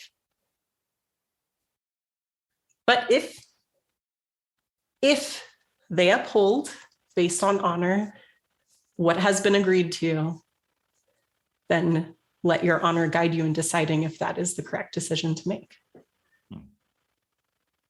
So if the enemy captain falls, we're anticipating that their army is going to attack anyway. Yeah. And if that happens, we need to book Go it for the to bell. the nearby cave and just ring the shit out of that bell. Yeah. Okay. Dang-a-lang, bitches. Yeah. All right. But like the gifts at the college football games of like, Yeah. the dude ringing the bell. Okay. Yes. But she has left it up to your discretion. But that is her request. Should she fall and they attack anyway, to make sure that reinforcements arrive. Okay. All right. Now, if she falls, though, then we have to prevent them from taking over the land, like, anyway. Well, so that's the thing. She's leaving it up to your discretion. The agreement would be if she falls, they peaceably take it without attacking. There is no bloodshed, but they claim this very important strategic crossing into your homeland. But she expects that they're going to try to attack anyway. If you do fall, do your generals have a contingent plan?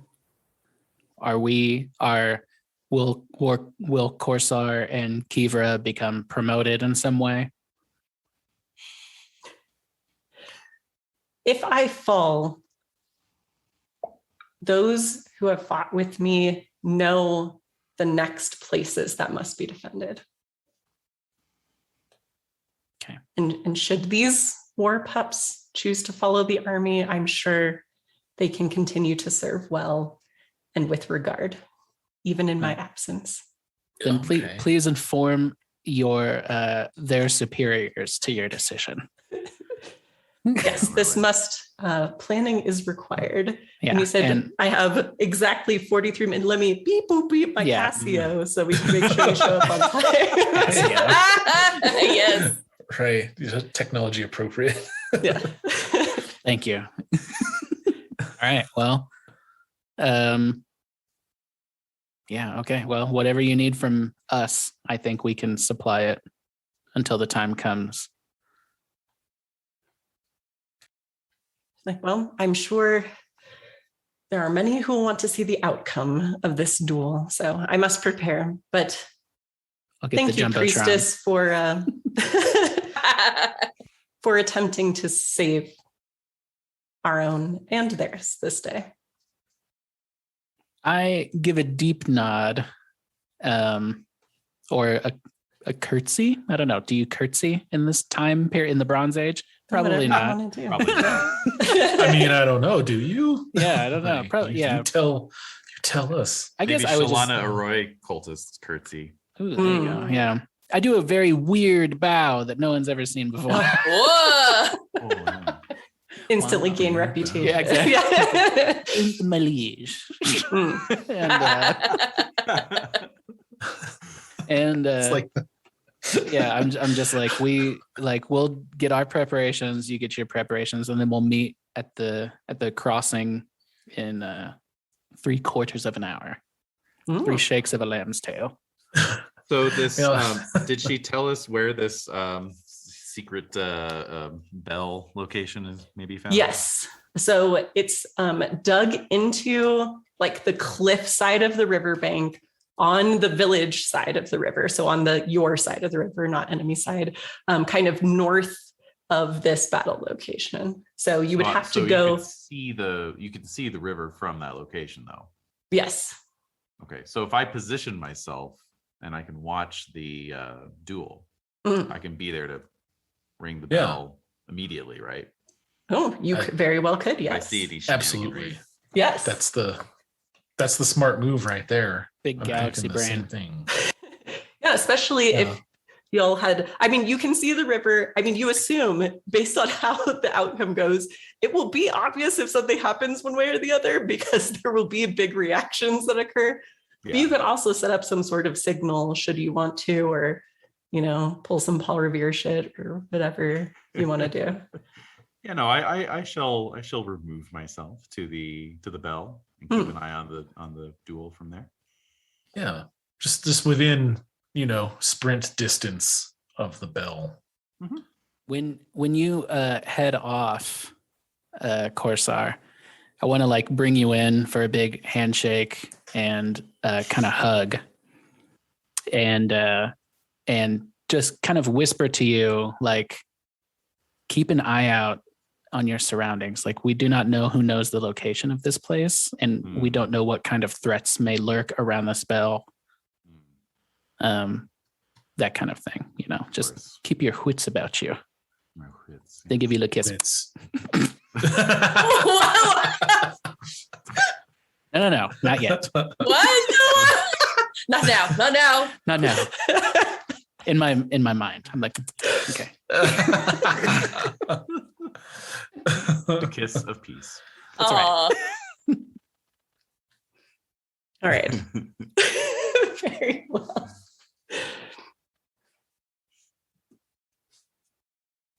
So all of this prep is happening on that side.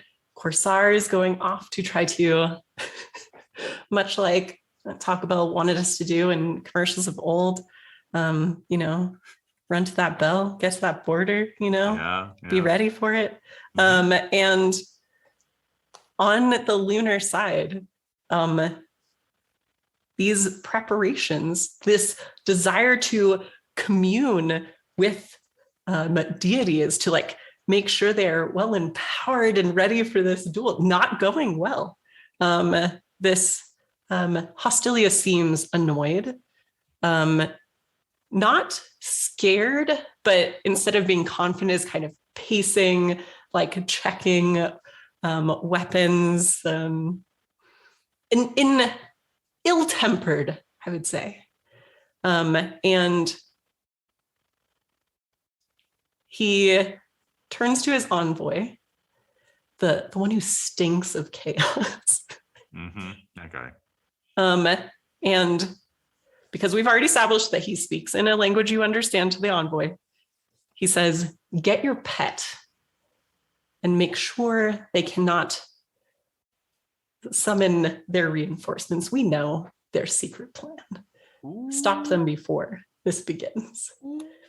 And the envoy looks nervous, bows, and runs off to the back of the encampment. Wow. pet better not be the Crimson Bat. I'm just saying. Just brings out the crimson. Yeah. Oh, no. Here he is. What I'll say before we take our little break here is right before, everyone's getting ready to go to this place where the duel has been established. It looks like they're going to set it up on the island, this middle ground, right? So everyone's kind of clearing off. And Serzine, you see the envoy with this kind of like bronze pole device. And at the end of it, kind of with its like neck shackled, is what you would recognize as a ghoul. Ghoul. Mm-hmm. Okay. Come on, baby. Let's see here. A ghoul. Trying to see here. Would that be under what kind of lore? Would that be like and that wouldn't be animal lore because they're not animals. No, this is a chaos monster.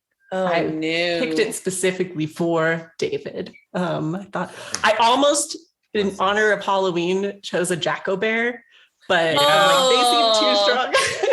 Yeah, they're pretty intense. Yeah. So, but no, ghoul. I thought the ghoul sounds fun. Maybe the ghoul has a Jack-O-Bear cub. Let's see here. Cool. Okay. Well, I see this. That's not good. That's upsetting, and I hate chaos as well. Okay. So, yeah, I really hate chaos. So that's where Corsair and we bond over.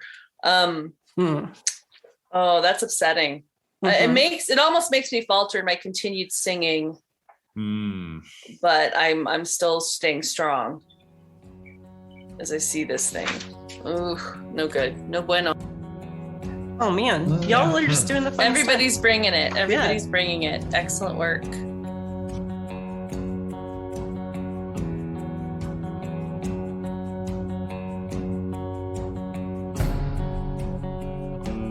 Angel, angel, what have I done? I faced the quakes, the wind, the fire. I've conquered country, crown and throne. Why can't I cross this river? Pay no mind to the battles you've won. It will take a lot more than rage and muscle.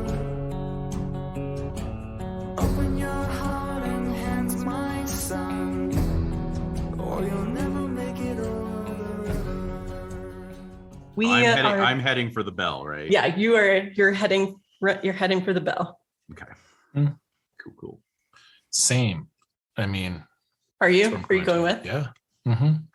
Absolutely. You're not going to see this duel through?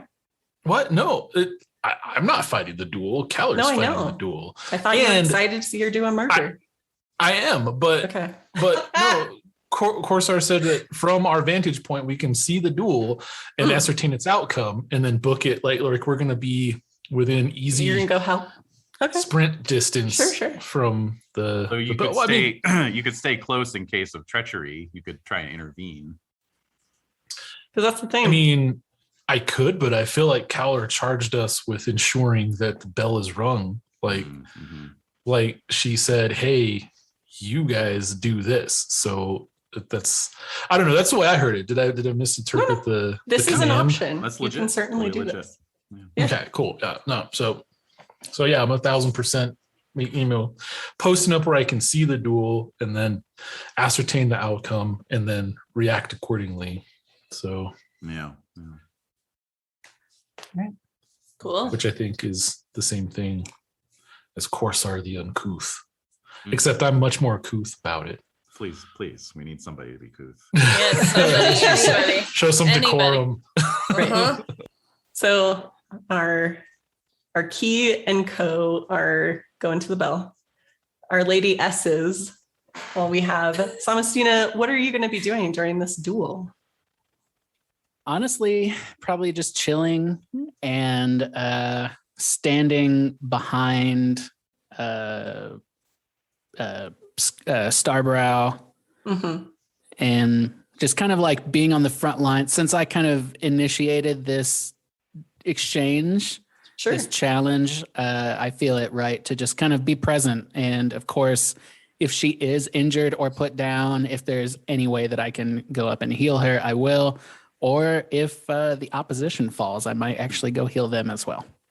Okay. All right. So you are waiting to see how you can be of service. I've got a healing gun that's ready to go off. Yeah. You're like, Oh, heals. All right. And then Serzine, obviously you've seen the envoy take his ghoul for a walk. You've successfully rallied the troops on Sardar's side of the river while preventing Hostilius from communing with his own deity. What is your thoughts on how you're going to handle this duel as it's occurring? So remind me, I think I missed where the duel is taking place. Now I have duel and ghoul mixed up in my mind. That's true. So. Those are the two things happening right now. Duel and ghoul. This game is very duel and ghoul. Dueling and ghouling. So they're clearing that middle island mm-hmm. to be the site of the duel. Okay, and I have a clear line? Yeah, so you would be basically brought right up to the shore on the lunar side, kind of behind where Hostilius will be doing his fighting. Okay. And so I've disrupted Hostilius, which makes me happy. Mm-hmm. I'm seeing that there's a ghoul. Yeah. That's no good. I'm trying to figure out like what I could use to somehow interrupt the ghoul, or take it down, or knock it down a couple pegs. But I don't know because I hate chaos. Wait, so the ghoul is being controlled by the envoy, correct? Yeah, so the envoy basically has this ghoul on like a length of like bronze bar, basically, to keep it away from him, because they are not allied in any certain way. There is it's secured around the ghoul's neck, so it's like steering it around that way, and then there is like this kind of leather thong that goes around the ghoul's mouth. So how big is a ghoul? Like, I'm not really sure. It's like a dead human. It's a zombie. I mean, that's basically what it is. Oh, good. Oh, that's even better. Okay, good. Yeah, all undead are automatically of chaos because they're undead. They're not dead. Yeah, they're not alive. But the stench on this dude is because he is the ghoul keeper. He feeds it. Oh, the ghoul. Keeps it all nice and stinky and ready to go. Nice and stinky. Yeah, basically. Okay. So I'm wondering if I would be able to basically unleash this ghoul. If I could find a way to let it just run wild and free like it wants to be. Because even though I hate chaos, if I can dismantle a tool or interrupt a tool that is going to create more chaos. I'm interrupting the ghoul tool as usual. And also it's just to basically like, my job is to just fuck with authority, and it's homeopathic really in a lot of ways. So I'm just kind of adding the same chaos to more chaos, like just make it maximum chaos. So I would like to figure out a way to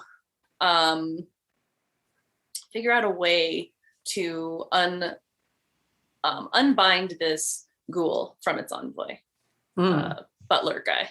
Mm-hmm. So you were retied.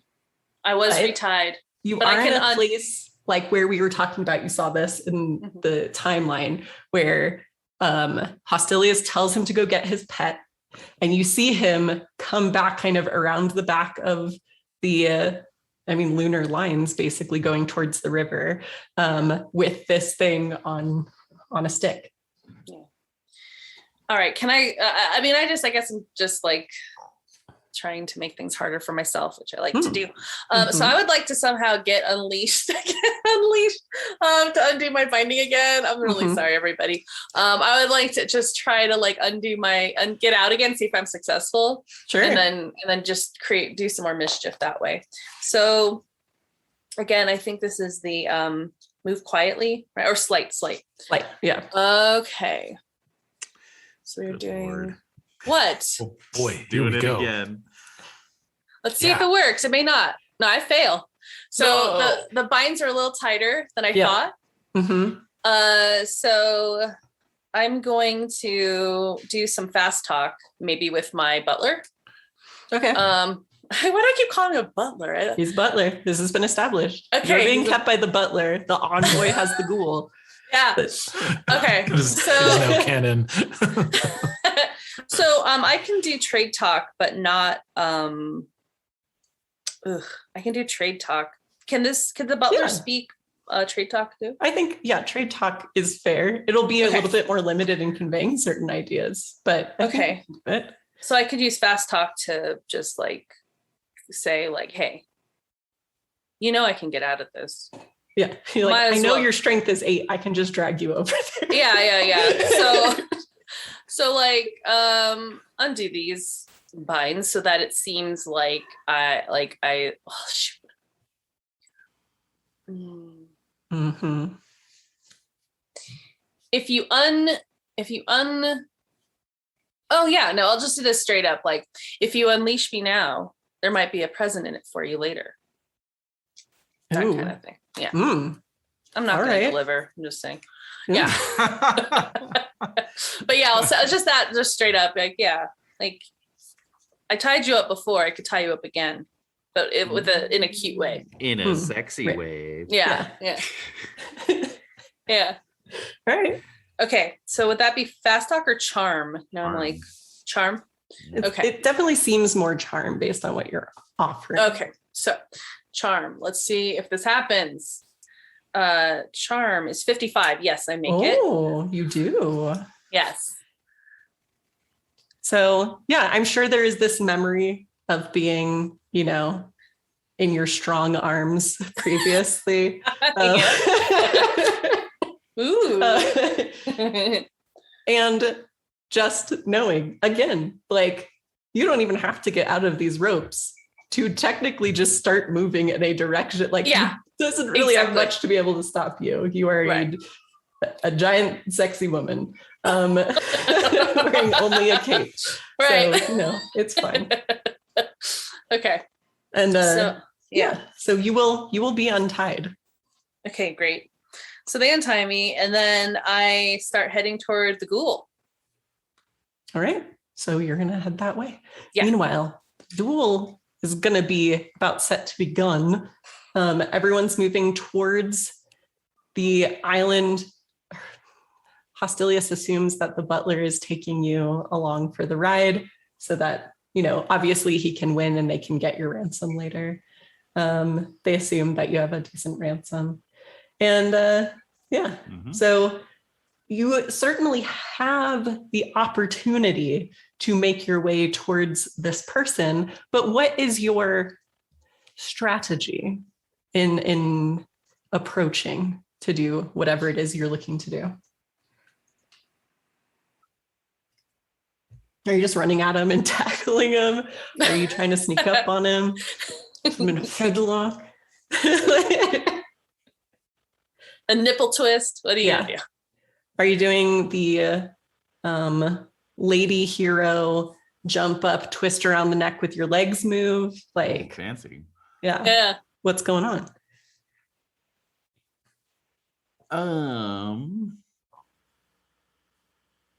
Wait a minute. So where am I exactly? What's going on? Oh, so yeah, y'all, let's see where you'd be. Like, so let me I lost track. paint this picture a little bit better too. So for Serzine, are you following for a while or are you trying to get in there while they're still by lunar forces, this ghoul guy?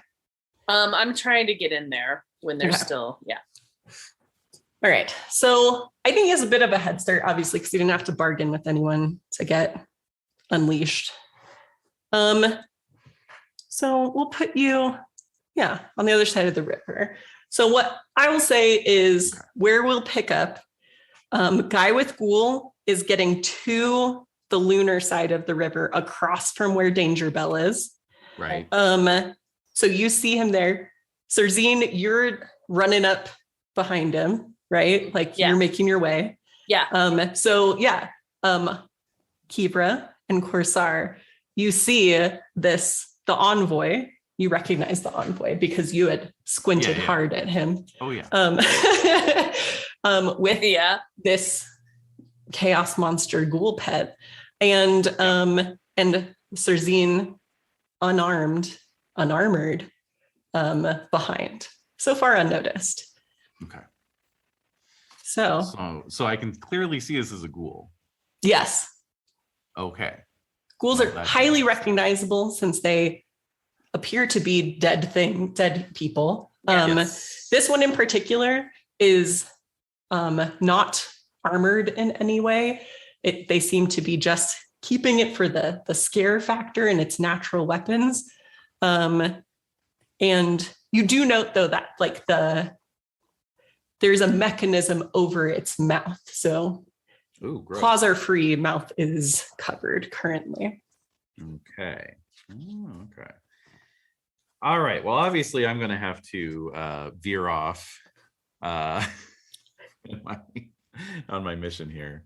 Mhm. So I'll say Kivra, keep going. I'll meet you later. And then I'll just immediately like make a beeline for the school. As I do, I'm going to cast a little bit of a spirit magic on myself here. Ooh. Oh, whoa, wait, what? Magic. Yeah. Feel it's magic. Oh my God, no. Don't do that. I'm doing it. No, I brought You it up start earlier this week. supportive and then you Yeah. shut it down. Oh yeah, that sounds right. That's why Kenny's here to bolster him back up again. It works. All right, Good. so I have to roll my POW times 5. Is that it? Yes. POW times 5. Okay, so I'm going to attempt to cast fanaticism on myself. Make myself fanatic. Whoa. A 0-7. Oh, dang. What the? And yeah. So let me see. I'm just seeing. I'm like, oh, if I roll really well, do I have to pay magic points or not? But, anyway, so it's a level 1, so it's okay. It's just 1 magic point. It's fine. Mhm. So that's going to increase my chances to hit by 50%. Wow. Yep. However, I can't parry. So Right. yeah. You're just going all in. Yeah, I'm going all in. Yeah. Mhm. All right, so yeah, I'm gonna veer off and then like immediately start breaking into a run. And as I'm running, I'm calling the spirits down, spirits of fanaticism, to boost me up. And as they do, I'm starting to like breathe through my nose heavily, like snorting like a bull. Nice. Ooh, but that can get you into an altered state too. So Absolutely. sweet. And I've got my spear out, and I'm just going to come crashing into this ghoul and try and stab the shit out of it. All right. Yeah. Whoa! Worlds colliding. Worlds colliding. Let's do it. Yeah. Right. Kivra, obviously, you get told to continue towards the alarm bell as your companion runs off in another direction. Yeah. You can didn't even pause to see if she was going to do it or not, you know. Oh man. How do you respond, Kivra? Yeah. I'm staying on mission, I think, because I mean, I think my hate and my loyalty are like aligned here in this instance. You know, because my loyalty to Sartar is high, and my hate of Lunar Empire is high. Right. So by continuing the mission, I'm acting against them in accordance with my loyalty. So I think that, you know, I don't get me wrong, I hate chaos too, to the same degree, but I think the other two are like doubling down on on that, if that makes sense, right? So Yeah. What's your chaos? What's your hate chaos passion? my hate chaos is 60. Yeah, mine too. Well, Okay, got it. My loyalty Sartar and my hate Lunar Empire are also 60. My honor is 60. I mean, I feel like, you know, there's more on this side of the scale than Totally. the other. Yeah. You know. Plus, I believe that Corsair can handle himself. Plus, I think I saw you there as well, right? So How could you miss me? Hello. it's them eyes, man. They just flash at me from across the battlefield. So I think that's Yes, eyes. got it. Yes. Eyes up here. Eyes up here. My eyes are down here, lady. All right. All right. So I'm gonna say, let's see.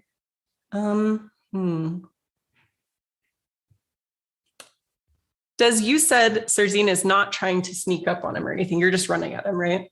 I'm running just to get to it as fast as I can. Okay. So I'm gonna see if he notices you or if he's just gonna be caught up by this fanatic. Or Yeah. whatever. We'll see what he sees first. So let's see here. Oh, yes. Okay. I gotcha. All right. Ooh, he does good. Wait, what? But I mean, this is probably not going to be helpful to him though. Because the thing is that happens is he's taking his ghoul on a walk to the bell and hears you running up behind him, that your cloak fluttering off of your lovely naked body in the breeze. And like turns around to be like, who follows me? Meanwhile, I mean, Cersei, you clearly see this person you know quite well running across the river, basically. So David, with Corsair being like, with this spirit magic applied, what does that look like to Serzine? So the spirit magic, of course, is not as powerful as rune magic. Right. So I think mostly it's like you can just see, like, you can see that my nostrils are more flared than normal, like unnaturally flared, and my eyes are very wide. You know, yeah. So and probably I'm pretty sweaty, like almost instantly breaking out in a sweat. You know. Full shine. Love it. Yes, All right. exactly. So obviously he's not facing you right now. Okay. So now is the time for us to figure out strike ranks, right? Yes. Yeah. I am actually going to open negotiations with a knockback attack. So I'm just basically going to body check him and try to knock the ghoul down. So that means I automatically go on a strike rank 12. Okay. All right. Got it. Okay. So that is going to be for Corsair. Okay. And then obviously, let's see, for our dude, he has seen someone running at him. So his goal is going to be to try to wheel the ghoul around. Oh my god. What? Wait a minute. Between himself and me. Yeah. Ghoul shield. So well, I'm aiming for the ghoul. So I know. fine. This is Although I don't want to think about a successful knockback attack when he's holding a pole, because that's gonna like knock the pole back too. So ow. And it goes by. Zowie. So would we consider this by weapon length that he's trying to wield it at you? Sure. Yeah. Okay. Yeah. Cool. Yeah. So let's say it's in the, I'm trying to think of how much reach he would want away for the ghoul. Yeah. Let's use pandemic rules and say that it's, a little under 2 meters and okay. But he is surprised by this. Haha. Fool. So that will bump up a little bit too. Okay. All right. And then Sarzine, let's talk about what you're doing. Yeah, sure. So if I see, Corsair just in a rage, basically, or fanatical state, I think I've seen this before. So I've seen him get that way. And I just know that like whatever he leaves in his wake is like just a pulp. And so I don't want to get, and he has a heart, I think, and David, correct me if I'm wrong, but it's hard for you to differentiate when you're in this state, correct? Like of what you're going to tear asunder and what you're not. Oh, that's a good question, actually. Is this like full, is Berserker? It like Berserker style? No, because I actually have a rune spell called Berserker, which, you know, I'm saving for the right time. Duly noted. All right. I just want to make sure. I don't want to assume. This is not as intense. I do still have my faculties about me. It's just that I'm single-mindedly focused. Very focused, right? And I don't want to get in the way. Oh, and boy, I don't want to go killing again. Yeah, very that. Yeah. So I don't want to get in his way, just mostly just out of respect for his process, as it were. So I think what I can do, since the ghoul is like, Corsair's taking care of that ghoul, I would like to take care of that envoy. And I would like to figure out a way to either disarm him if he has any weapons on him. I'm curious if he's carrying anything on him. Yeah. So he does have the typical lunar army like Copus like blade on his belt. Yeah. Okay. And I do have a 10 in Copus, but I also, again, I can impassion, I think. And I could at least try to take it out of the sheath, correct? So I guess using sleight again, I can try to just creep up behind him and just pull it out of the sheath, as it were. Is that something I am able to do? Yeah, I mean, I'm not going to say no to you. I'm trying to, for using a skill, how does that affect strike rank? Because it's not really like a weapon. You know what I mean? So I'm trying to. Yeah. I just rolled something anyway. Sorry, I got really excited. You're like, I'm here but yeah, I don't know. I'm not, unfortunately, that well versed. And no, you're good. Come on, Des. What's the strike rank on picking a pocket? I don't know. Where would I find that information? No, that's a good question. I think it would just be your native strike rank. It would just be your size and dex. Size and dex. Yeah. Your default. The two strike. Not affected by a weapon because you don't have one. Yeah. It's a barehanded 26? Action, so to speak. Yeah. No. It's your size and dex strike ranks. So see where it says dex SR and size SR under character. Got it. Okay, so my size SR is 1 and my dex, it would be dex, right? So 3, I guess. 3 total. I have to add them both together. Yeah. Oh, 4 then. Okay. Sorry. No, that is perfect. That works. And then that's plus. I got super excited and already rolled. I feel foolish. No. I know. I am a fool. All right. But that means, because for strike rank, we go lowest to highest, right? Is that how it works? Mm-hmm. Yeah. So that means that Sarzine goes first. Oh, good. Mm-hmm. Excellent. So I did. And I made my sleight roll. So I can. All right. So you now have this blade in your hand. My cape blowing around me. I'm totally naked with like little rope marks on me, and my hair is flowing, and I just look wild that I'm holding this Copus, which is like his secret fantasy, right? Secret fantasy. He just throws it in. Wow. Yeah. Well, that's it. That's it. Achievement unlocked. Done. After the last session, I was like talking to Des, and I'm like, there was something that felt very familiar about everything you were doing. And then I realized it's basically the same move you pulled in Monster Hearts. So there's something about Rainy's games where Des has characters where she just always wants to get naked. No matter what system we're playing, Des like, I have a sex move, right? Yeah.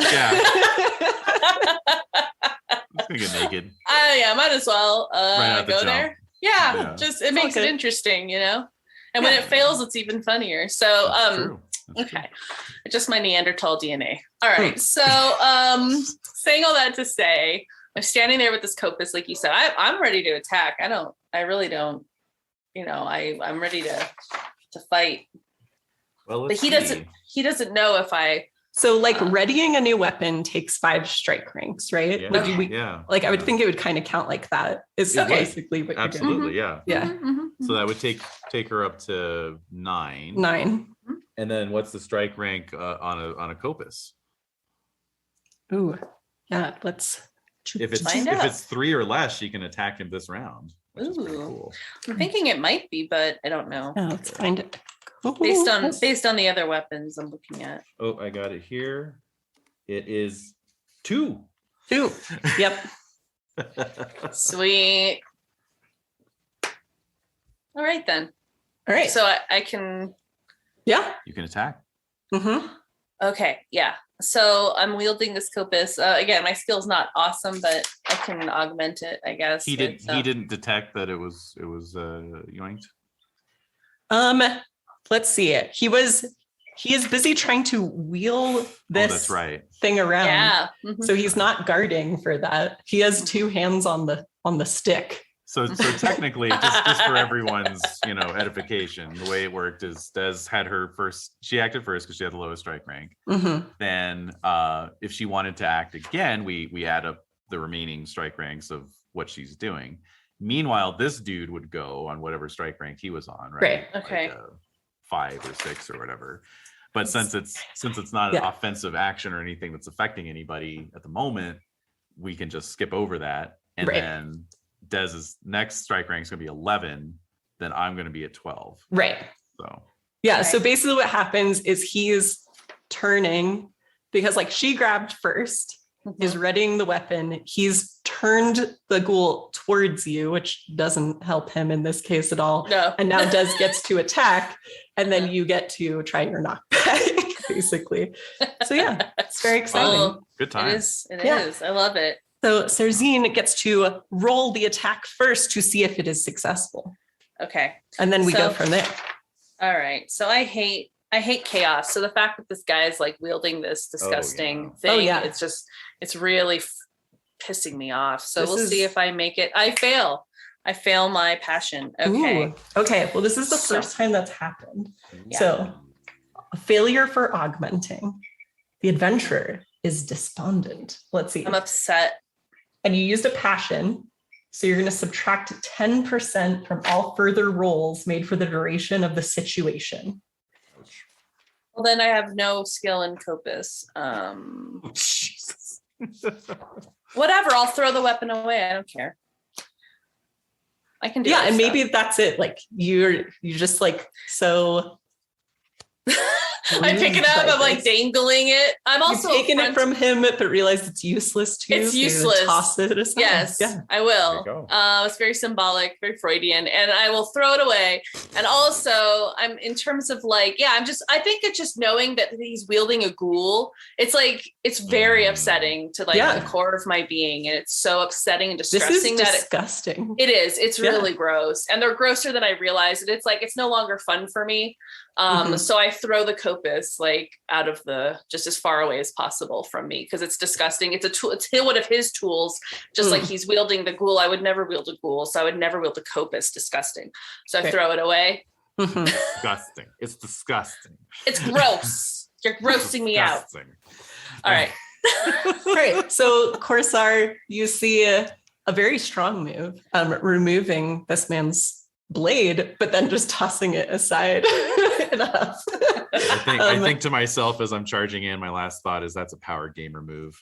Yeah. And then Yeah, power gamer right here. What? that's right. No, but anyway, yeah.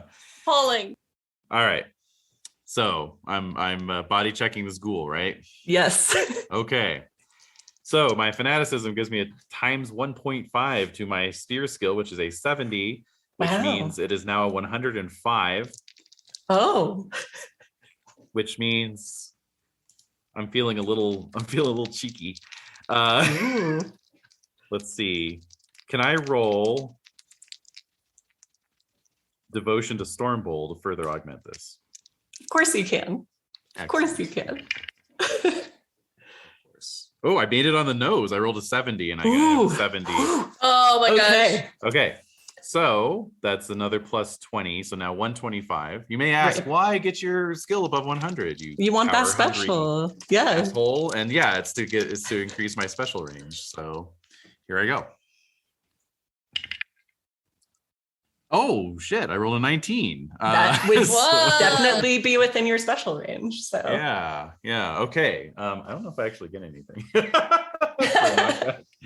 Let's see here. The adventurer must then make an attack with the weapon, shield, or part of their body they are intending to use for a knockback attack. Attempt. If the attack is successful, compare the size and strength of the attacker as a resistance roll against the size and dex of the target. Cool. All right. so complex. I know. So my size plus strength is 35. Okay. And ghouls size plus what are they doing? What are they doing to Size plus dex. Okay, size. It's not incredibly dexy, but let's I'm see. sure. 23. And what did I say? 35. So that's a let me do my math. Yep. That's the difference. Is that automatic? Is that because that's a difference of 12? Oh. I think that's automatic. I mean, it makes sense. You're augmented, Yep. spiritually fanaticized. Yep. The ghoul was turned toward you. Like Yep. everything's coming up Millhouse. Basically. Yeah. Yeah. Yeah. Okay. So that's cool. I guess I knocked him back. So I knock him back 2 meters. Ooh. And it says if the roll was a special success, the target is knocked down. Woo! All right. There we go. So, oh yeah. So if you're knocking him down, you're definitely knocking down his handler. Mm-hmm. I'm going to have him make a quick roll to see if he keeps his hand on the Oh stick. shit. Okay, yeah. Mhm. Mm, First, da. 'Cause, yeah. Do you have anything good here that will help you? Probably not. Just saying. No, you kind of just suck at stuff. That's cool. Whatever works for you. He's a ghoul handler. He's not going to be that great. No. Yeah, no, it's true. Okay, I'm gonna put it over here so it's in secret Ooh, land. fancy. Oh. Okay. So yeah, he falls back, and yeah, is stunned, so it drops the stick. Okay, good times. Yeah. Okay. All right. So we are now in our next little round, but let's go back and see how the duel is going. Yes. All this is happening. Mm-hmm. So, yeah, I guess, Kira, from your vantage point, you see the ghoul struggle, and far Seems in to the be going well. distance, you It is. see, the face-off of these two leaders of these armies beginning to take shape, and you can hear like the continued like earth song of the army is on your side as this begins. But yes, Samastina, you are over there. You're pretty close by because you're getting ready to help either way. Let's see. Yeah, do you have some sort of skill that would help you survey what is going on in this battle? That is a good question. Hmm.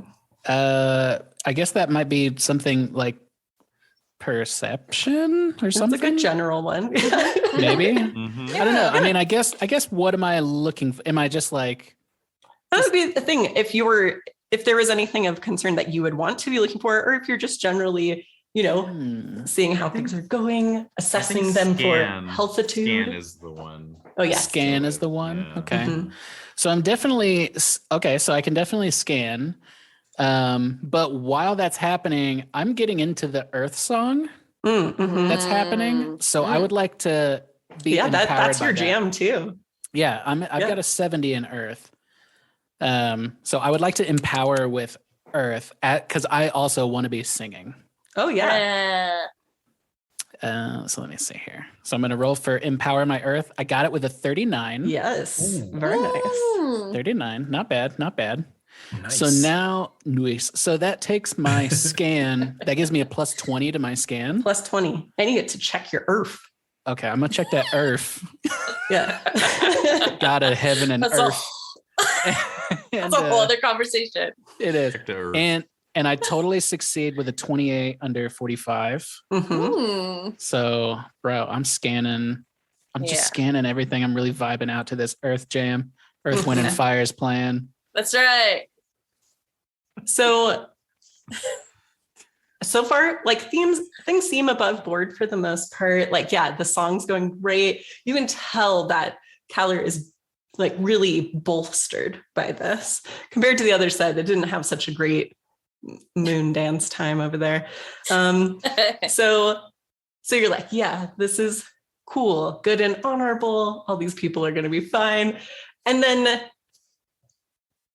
you note, and probably because you are a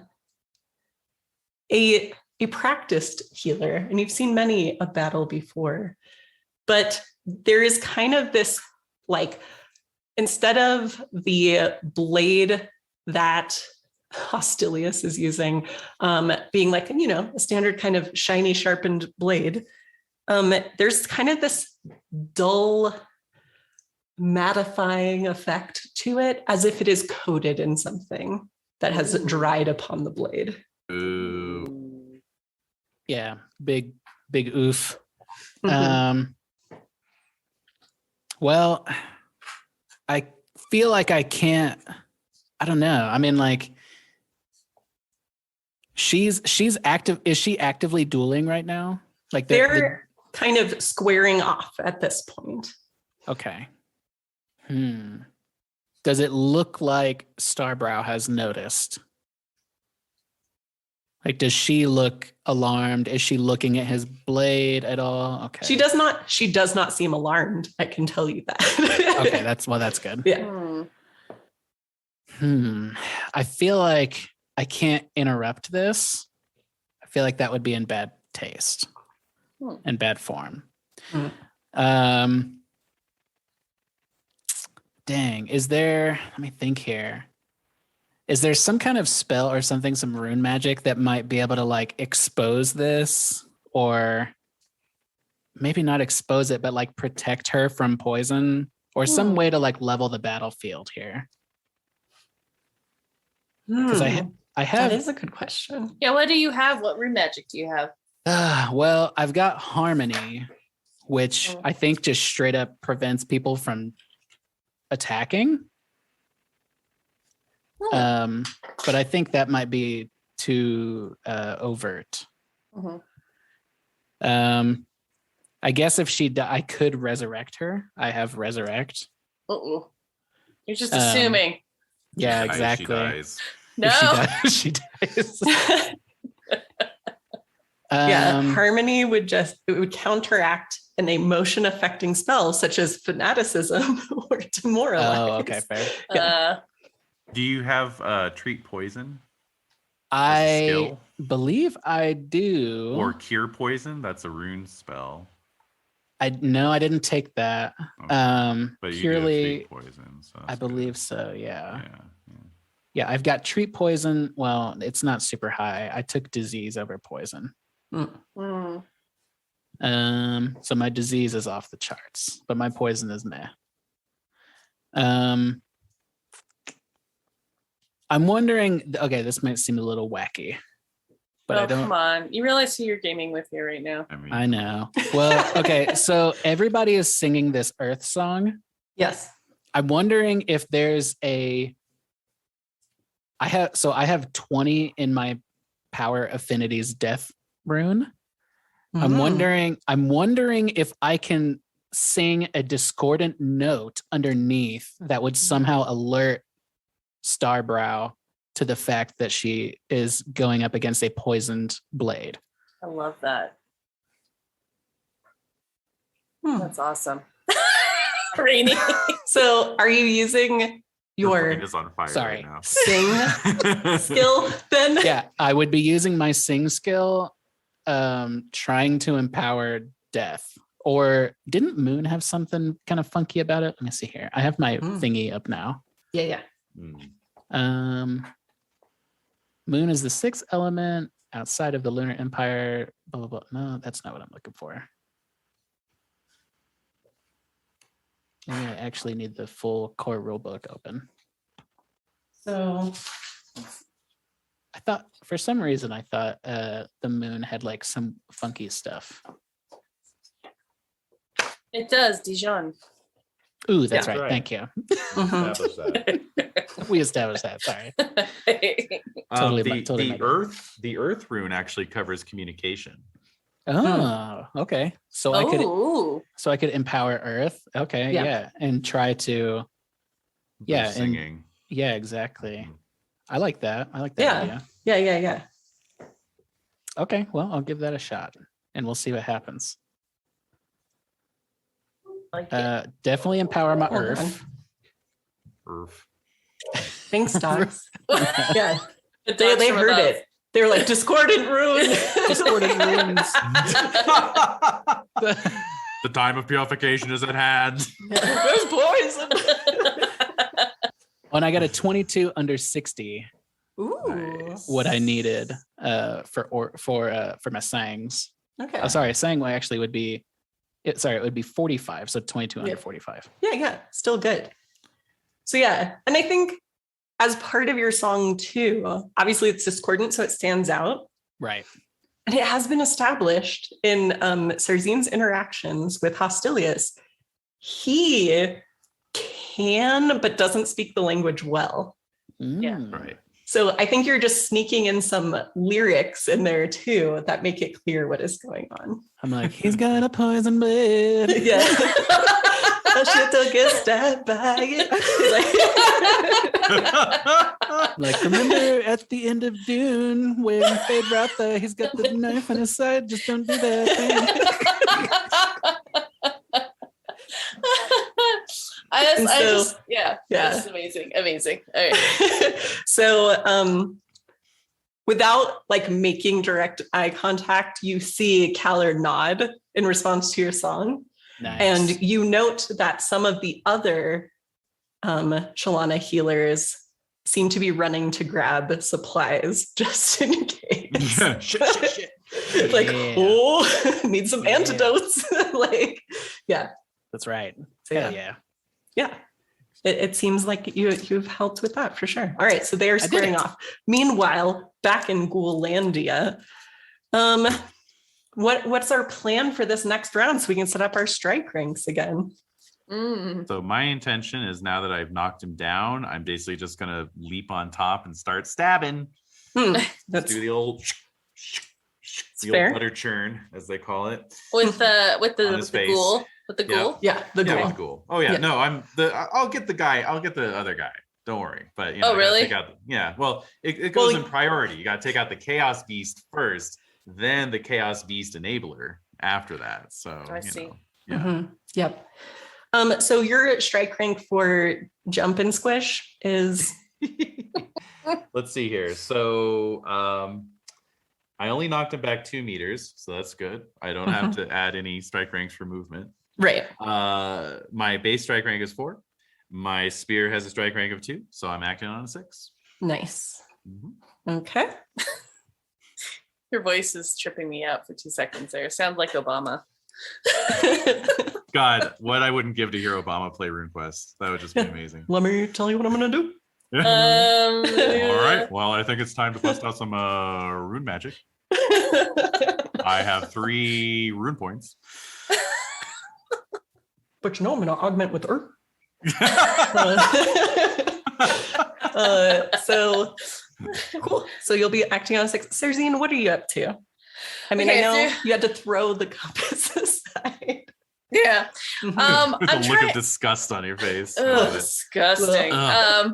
Yeah, it's not the first time nor the last Rosine will be disappointed with a tool coming from a lesser mortal. So let's see. I guess I'm trying to remember where I put all my stuff after I got naked or before I got naked. I'm like, where did I put all my You stuff? put it in your Mhm. locker, your designated locker space. No, I did not. In the changing did not. rooms. So you kind of just left it over there. Yeah, I did. Like on the banks. I did. I just kind of Mhm. wrapped it up and put it by some shrubs on the other Yep. side. Yep. So, I mean, I don't want to leave. Corsar, I don't want to take this away from you. And I also. Oh, you can kill Steel. That's okay. I could what? You can kill Steel. That's okay. You can. Okay, You can jump yeah. on my kill. That's fine. Oh my God. Kill Steel. That's what you Mhm. said? Yeah. that's what I said. Okay. I thought you said something else. That's weird. Oh, So, yeah, I mean, part of me just wants to get on the envoy just to do whatever I can, just to grapple, distract, slap him silly. I don't know, something that I Yeah. can do to just kind of like absolutely. get him away from. Like, I don't want him to get away, I guess. Right. So I'm gonna keep him. I want to keep him where he needs to be for as long as possible, so that Corsar can then come in for the final blows, as it were. Okay. So I think what I will do is, I guess I'll try to grapple or mesmerize him with my glamour, Okay. or my charisma. I want to use rune magic. I think just for funsies. Ooh, look at you. Everybody's doing it, so I might as well try to do this. I'm looking at my charisma. Double target's charisma. That's 20% to all communication and magic skills. Okay, so it's just something as simple as like, so I could get this with earth, with my rune affinity, my earth rune. Mm-hmm. And use charisma on that. So my earth is 70. And this would add 20 to my charisma. Okay. So what do I have to roll? I have to roll for the rune first, correct? To augment. Let's see. Yeah. Because you're using is this spirit magic or what kind No, of? sorry. This is rune magic, Rune charisma. magic. Okay. Uh-huh. Gotcha. So gotcha. but I realize now I use my rune affinities, correct, for rune magic, right? Or do I use the elemental? You must roll D100 equal to or less than a rune affinity that you Okay. share with the Yeah. spell. Okay, so that would be earth. It's Okay. Okay. Yeah. Let me just double check because it's Ronalda. Charisma. No, it's not Earth. Amalda. It's Amalda. It's so charisma is fertility, illusion, or beast. You can do any one of those. but that's not an elemental, that's a power. Yeah. You just said Like- elemental. No, I just said rune affinity. It Oh, can be affinity. any- I'm so sorry. Yeah, it can be. Yeah, any I have one. fertility 85. So There you go. There you go. yeah. Okay. I was getting there eventually. So fertility, I will use that. So it's 85. So I'm gonna roll D100 for that. Okay. Let's see how All right. that goes.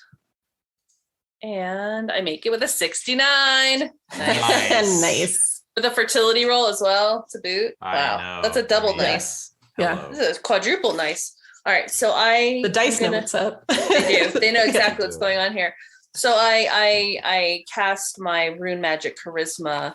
I'm summoning it up through the fertility goddess, Amalda, and I am ready to rock and roll. So Arnaldo. it says oh, there's a weird typo in there. Okay. So typo. So what do I do next? I would roll my charisma. What are you trying to do? I want to basically distract this envoy and be like, I'm everything you could possibly want. Like, why are you even fighting? So you're using charm, right? Yeah. Yeah. I guess so, but it adds to my charisma. Right. So what is would it double your charisma? Was that it? Yeah, it says double targets charisma and adds 20% to all communication and magic skills. So 20 to my charm. There you go. You got Okay. it. So 75. Okay, so basically I'm looking at this envoy who's absolutely disgusting to me, but I still have to distract him. So Quick question. I We might have another bonus for you. What is your effective charisma right now? effective charisma is 13. Well, so doubled is effectively 26, right? Yeah. Yes, 26, Okay. sorry. So that's actually going to add an additional 15 Okay. to your thing. So 20, so plus 35 to your charm, basically. Okay. Got it. So my 9 is 90. Nice. So All right. So I will just let me roll this first and then I can explain what happened. Yeah. Yeah. Because I don't want to put the cart before the horse, so to speak. Oh, Jesus. Okay, Ooh, 80. Okay. Oh, thank God. All right. So Wow. So that extra 15 was quite. It helps, it was yeah. important. Yeah. It's very important. Thank you. Okay, so just to get it clear, so basically it doubles my charisma, which then creates another bonus to add to my any communication or magic skills I'm using to power up with this Yeah, rune it gives already. the spell itself gives you a plus 20, but then also when you double your charisma, you have to look at your category bonus, because that's going to bump up as well. So that's where the plus 15 came from. Okay. Where's So. category bonus? It's the thing that we all figured out during character creation, and if your characteristic changes, then that also changes the category bonus. So That's the thing, like in that whole section of skills where it has like the oh, this whole section is plus whatever. yeah, Right. yeah. Which we did Cool. during the part where we broke Kenny's brain with extra maths. Yes. Now my brain is being broken because I don't see any place where I would have written that down.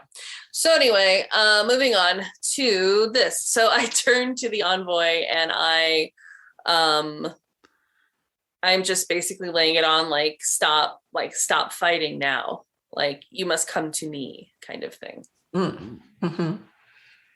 And so, yeah, I mean, your strike rank was better than his, so you do get to do this first. Oh shit. He was going to okay. try to get up and get things done and stuff like that. Yeah, But right. yeah, so your success is problematic for him. So yeah, he's just kind of staring at you, slack-jawed, lying on his back. Oh my. Yeah. Mm-hmm. Because charisma 26. I mean, Yeah. what is that? What's going on there, magically speaking? A lot of yeah. cool things. Are you glowing? Are you sparkling? Oh, yeah, it no, has to I- look like something. It's basically I guess it would be the embodiment of whatever moon, any sort of moon or lunar affiliated, like the peak lunar beauty. I think that's like slightly augmenting it. So I'm appealing to him. If they actually do this kind of stuff, I don't know what the Lunars get up to. It's none of my business. But my thought is that I would have like peak lunar beauty, that it would appeal to him on a deeper level than just like me being as fabulous as I am usually. Mm-hmm. Mhm. I see. Right, but yeah, you're basically like changed form as far as he's concerned. Yeah. Like this ethereal being has Mhm. been like, just stop. Yeah, exactly. like, let's go. Come This on. is the priority right here. Yeah. Let's do this. All right. Cool. That's gonna make his life difficult. Okay. Very cool. Yay. Awesome. So I suppose because he was gonna get up and do that, but all right. So yeah, he's still gonna get up. But of course, you do get to go first with your first action. Aw, yeah. Yeah. All right. So I'm still under the influence of fanaticism. Yep. So am I still boosted by my devotion passion as well? I mean, I would say so. We're still doing the same thing We're right doing now. the same Your thing, yeah. target All has right. not changed. Yeah. Okay. Okie dokie. So I'm still at 125. Right. Because of course you are. Because of course I am. And that is a 24. Which so that is a special still special. success. Yeah. All right. I guess he can. I mean, do ghouls parry? Is that a thing that ghouls do? Yeah, it's let's see. No. Mm-hmm. I don't think so. They're Okay. ghouls. So I guess he could dodge, right? Yeah. So, All right. I'll give him a quick roll, guys. It's a ghoul. His dex is horrible. The fucking ghoul. This is actually good. But you got a special, Yeah. and he got a. See, I gotta use my chart. Okay. Yeah. Yep. Okay. But he doesn't get to. Oh, but that's just for. Oh, there's the dodge. Okay. Has its own table. Yeah, of course. Okay. Mm-hmm. Nope. Okay. No. Normal dodge versus special success. Okay. No. You still get to do your special success damage. Hooray! Yay. All right. All right. Any thrusting weapon has a chance to do impaling damage. Impaling takes place if the attack rolls a special success. Okay. And impale does twice the weapon's normal roll damage. Okay. Got it. So I just double my damage. But first, That. you need Yes. to roll your d20 for location. Oh, thank you for the reminder. Yes, you're welcome. Haha, I knew a rule, everyone. Yay! You did it, Rainy. Good job. Today I've leveled up. Yay. All right. Check your rules knowledge. Thank you. Dang, I think Type- somewhere I have Hype in the uh, chat. That's right. Hype. Bye-bye. Somewhere I have my hit location. Face hugger. Scared Kenny. Aw. Oh. All right, so I am rolling for hit locale, Mhm. and I got a 16. All right, so for that ghoul, it'd be the left arm. Bastard. All right, so oops. My dice. I have a feeling you can't roll low enough not to just I know, spirit right? the arm off. I think of school. It's like, it's like getting the drumstick off a chicken thigh. Yeah. You just got to get right in there and pop it right out. So, Mhm. all right. So here's the doubled impaling damage. Well, I rolled a double one. And then I have a d6 damage bonus. Mhm. Oh, that's better. All right. So let's see. It's 9 points altogether. Okay. So, yes, you are able to, with your fanatic leap with your spear, Mhm. find that sweet spot in this rotting joint to just pop that arm right off. Mhm. And I'm going to say, because it was special, and I don't want to take away from that, I think like your overflow damage goes to chest because it's like, Oh, you're in that region. Yeah. Yeah, I think that's fair. very generous of you. Thank All right. Also, Right. apparently, when you get a special success with an impaling weapon, you have to roll to see if you can pull it back out again. Oh yeah. So I don't. Love that. So the spear is now stuck in the ghoul. Well, Kenny's like, I approve.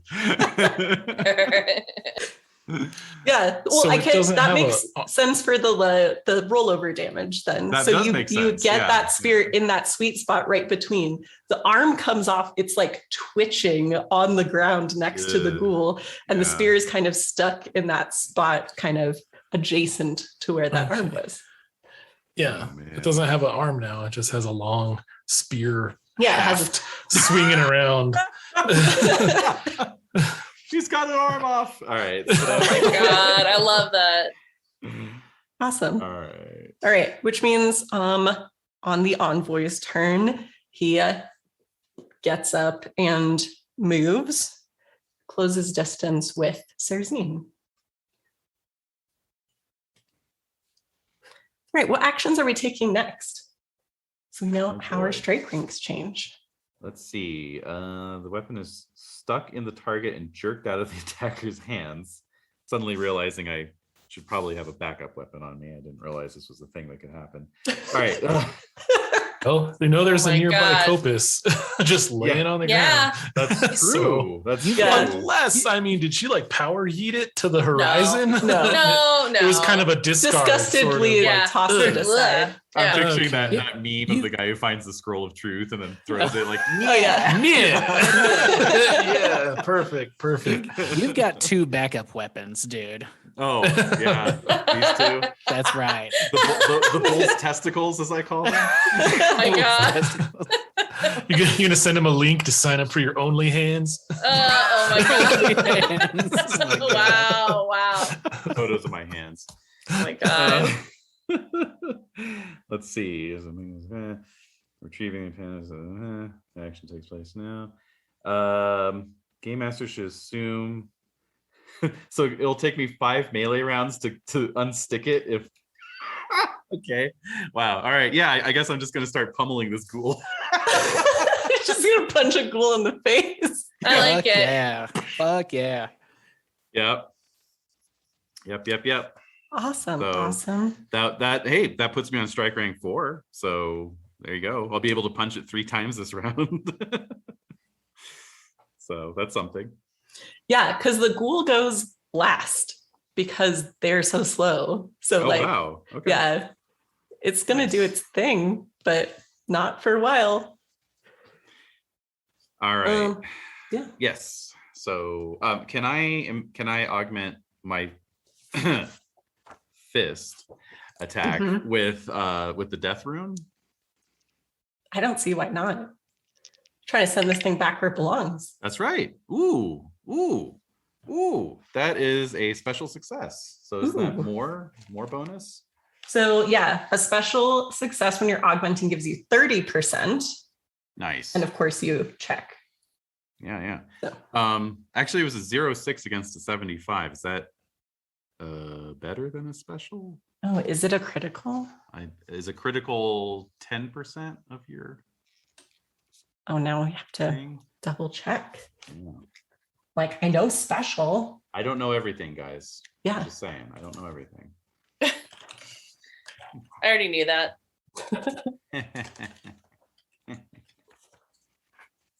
All right, let's see. Blah, blah, blah, blah.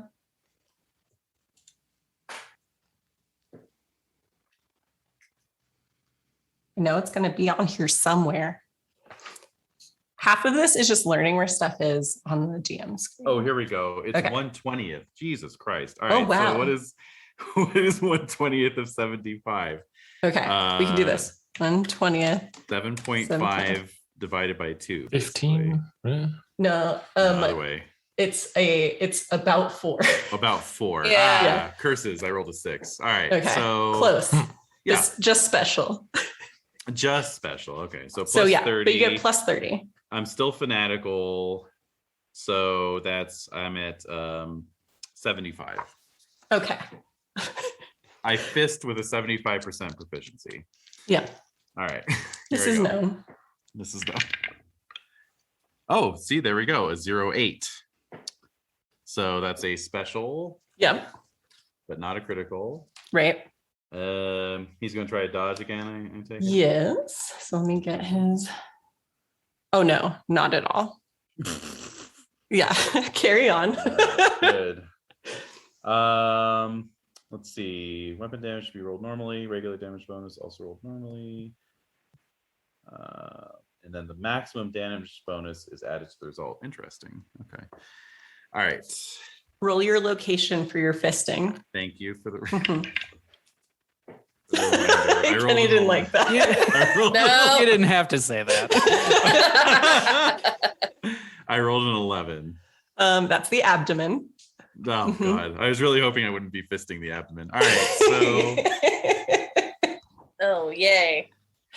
all right. And a fist is D3, I think, right? I don't have it written down. Oh, does anyone have? My unarmed says 1d3 Yeah. D3, thank you. for damage. 1d3, 2 points, plus my damage bonus. 7 points, plus I apply maximum damage bonus. So 13 points of damage to the abdomen. Oh god. Oh, wow. What does it look like when you disable the abdomen? of a ghoul. Of a ghoul, I don't know. I think normally that's just unconsciousness, but yeah, I oh god. So does that mean I just like drive my hand into his abdomen and start ripping his guts out? Yeah, I think you I tear see, it in yeah. half, basically. So Agreed. now you have a crawler. Yeah. Yeah, I like it. I'm into it. Well, Yeah. So All right. actually, yeah, no, I punch You- through his rotting guts and grab his spine and just snap it in half. That's exactly Yeah. what I pictured. Exactly what I was picturing. Yep. Some Mortal Kombat shit. That's Yeah. So now you have half a ghoul flawless victory. attached to a stick. finish Uh, him. Yeah. Oh, so yeah, now I've got an idea. All right. Okay. Oh. Serzine, Yeah. your thrall has walked over to you. What are you doing next? Yeah, I'm gonna just have him worship me. Yeah, Fair enough. kinky. You know, why not? Yeah. Yeah, So sounds brave. sounds about right. Hey man, I wanted to play somebody who is just using all sorts of non-fighting I love to get what she needs. So Yeah. This Oh, is why succeeding. you and I get along. Mhm. oh yeah. Yeah. So he's currently on his knees in front of you. Yeah. All right, cool. Doing, I'll just doing his thing. I'm just emanating my Hmm. spell still over him and like kiss my feet and tell me Oh, what you good. love about me and all that kind of Perfect. stuff. Yeah. Perfect. Yeah. All right, so I tore the ghoul in half on strike rank 4. Yes. So what I want to do is pick up some of the length of those guts, walk Right. over to the sniveling dog, and just strangle him with the ghoul's intestines. Yeah, with its leathery intestines. Sure. Yes. Yeah. Mm. Mhm. No, that sounds about right. Uh-huh. Yeah, So the what strike strike rank would that of be? intestines. Well, I think when they say weapon length, they're not considering how much length of intestine you took, right? No, they're no, thinking reach. It's the length that Yeah. you're using to hold somebody off. Yeah. Right. Yeah. And so this is very intimate. There is not Mhm. going to be distance per se. So 0 to 0.4 has a strike rank of 4. Okay. So I would add 4 to my previous. So that Yeah. would put me on 8. So I could do it this round, basically. Yep. Let's do it. All right. Would that be a grapple or what? What exactly would that be? Yeah, I think it would. Yeah, it's like grappling with an improvised weapon, but you have something to help you grapple. So, I mean, I hate to give you more bonuses, Oh, I know. It's just so tiresome. but yeah, let's say that these leathery guts give you an extra 10% on strangling this guy. All right. And I'm going to augment with my hate Lunars, of course. That makes sense. Yes. Yeah. Got it. So Okay. that's another plus 20. So Yes. 45, 55, 75. 75 gut strangle. And I rolled, a 69. Nice. What? Nice. All right. Wow. Yeah. The disturbing part is that at first, because of the charm spell that's going on and everything, he seems really into it. Oh God, no. I don't want to think Yeah. about it. Yep. You rolled Let's the think about the 69. implications. This is what happens. You're right. Oh man. All right. Well, I'm just gonna keep going until he goes limp, both literally and figuratively. So let's see. You are going to Every drop of blood. Of blood. Mhm. Yeah, yeah. Yes, Oh, yes. mhm. Yep. Of blood. Of blood. Yeah, the blood. Of course. Corn syrup. Corn syrup. Yeah. Yeah. Caro. Sorry. Corn syrup. Why don't you, for me, for these, go ahead and roll your unarmed damage, Okay. just so we can see how much bad this is before he has a chance to snap out of this. Right. So like direct to hit points kind of Yeah. thing. 6 total. Okay. Oh, okay. Okay. All right. Cool. So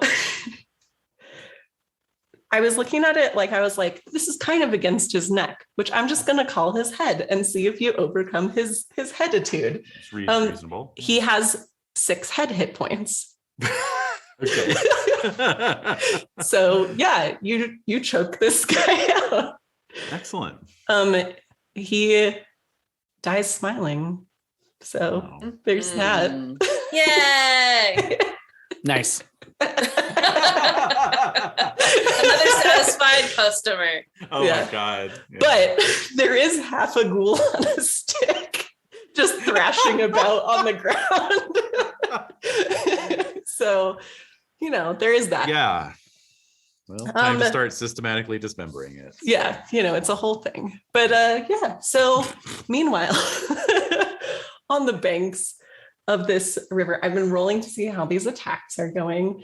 And yeah, I mean, obviously, with your warning, Celestina, Clear is doing everything she can to like dodge and parry this blade. But she does get a few good strikes in as well. It gets pretty heated. She has very fanatical followers. Multiple times during this fight, she has to turn around and say, like, stay out of this. Like, I will do this. Remember honor and things like that, which is difficult for them because all of their hate Lunars passions are very high. Let's see, how does he do against this one? But they do seem, combat training wise, relatively evenly matched. She would probably have an upper hand if she wasn't having to work so hard to avoid this blade. Oh, wow. Yeah. So this is continuing to go on, and perhaps a little bit too long for Hostilius, who was expecting this to end much more quickly. And he takes a leap back and yells for his troops to do their thing. Asshole. No. In this moment of betrayal, it gives Our Lady Starbrow an opening, and she is able to stab deep into his, well, let's see, let's roll a d20 and find out, everyone. Yeah. Where the stab occurs.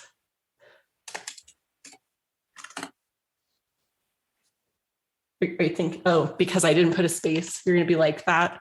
Yeah. How dare you? That sounds right. Yeah. Okay. A 9. Oh, geez. So cool. Ooh. That's an abdomen shot, isn't it? Yes. Yeah, abdomen. Oh, right in the gut. Yeah. So like, Nice. yeah. And so pulling, her blade back out, obviously blood is pouring from the wound, and this kind of like darker ichor as well. And she takes a step back and she says, everyone to your positions. And Kibra, you can see that things have gone a little chaotic over in the land of the duel. What would you like to Things do? have gone a little pear-shaped. So that's my cue to book it to the bell. The cave of the bell cave. Yeah.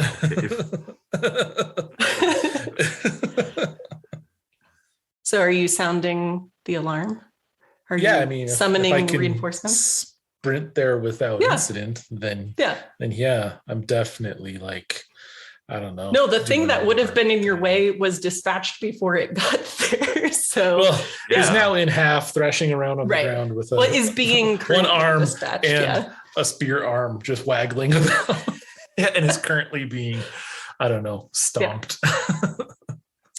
So yeah, you are able to sound this bell to alert the reinforcements. And what we'll just, because we're getting to time, we're gonna narratively end this battle to let you know kind of what happens, because this is kind of a strategic point and it sets us up for starting our real first part of the adventure after we've got our training wheels off. Is what we did this time. So yeah, the alarm bell sounds, you all can hear it. Sonestina, even though Callier did very well, held her own in this duel, she still took some damage. She kind of leans on you heavily as she's calling the troops forward. And from the village, what Serzine and Corsar and Kivra, what you would see is that all of these extra troops that were hidden in all of these like just houses and stuff in the village come pouring out to join the ranks of the Sardarite army. And with the chaos of Hostilius being wounded, well, and being not so honorable, although I don't know how they feel about that necessarily.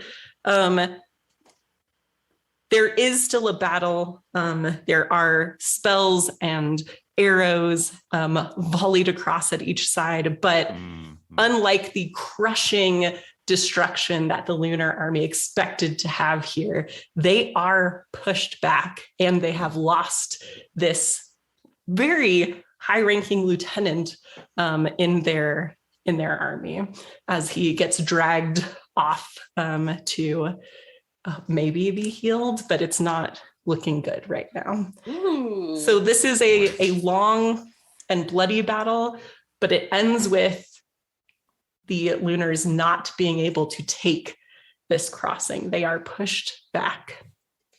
Yay!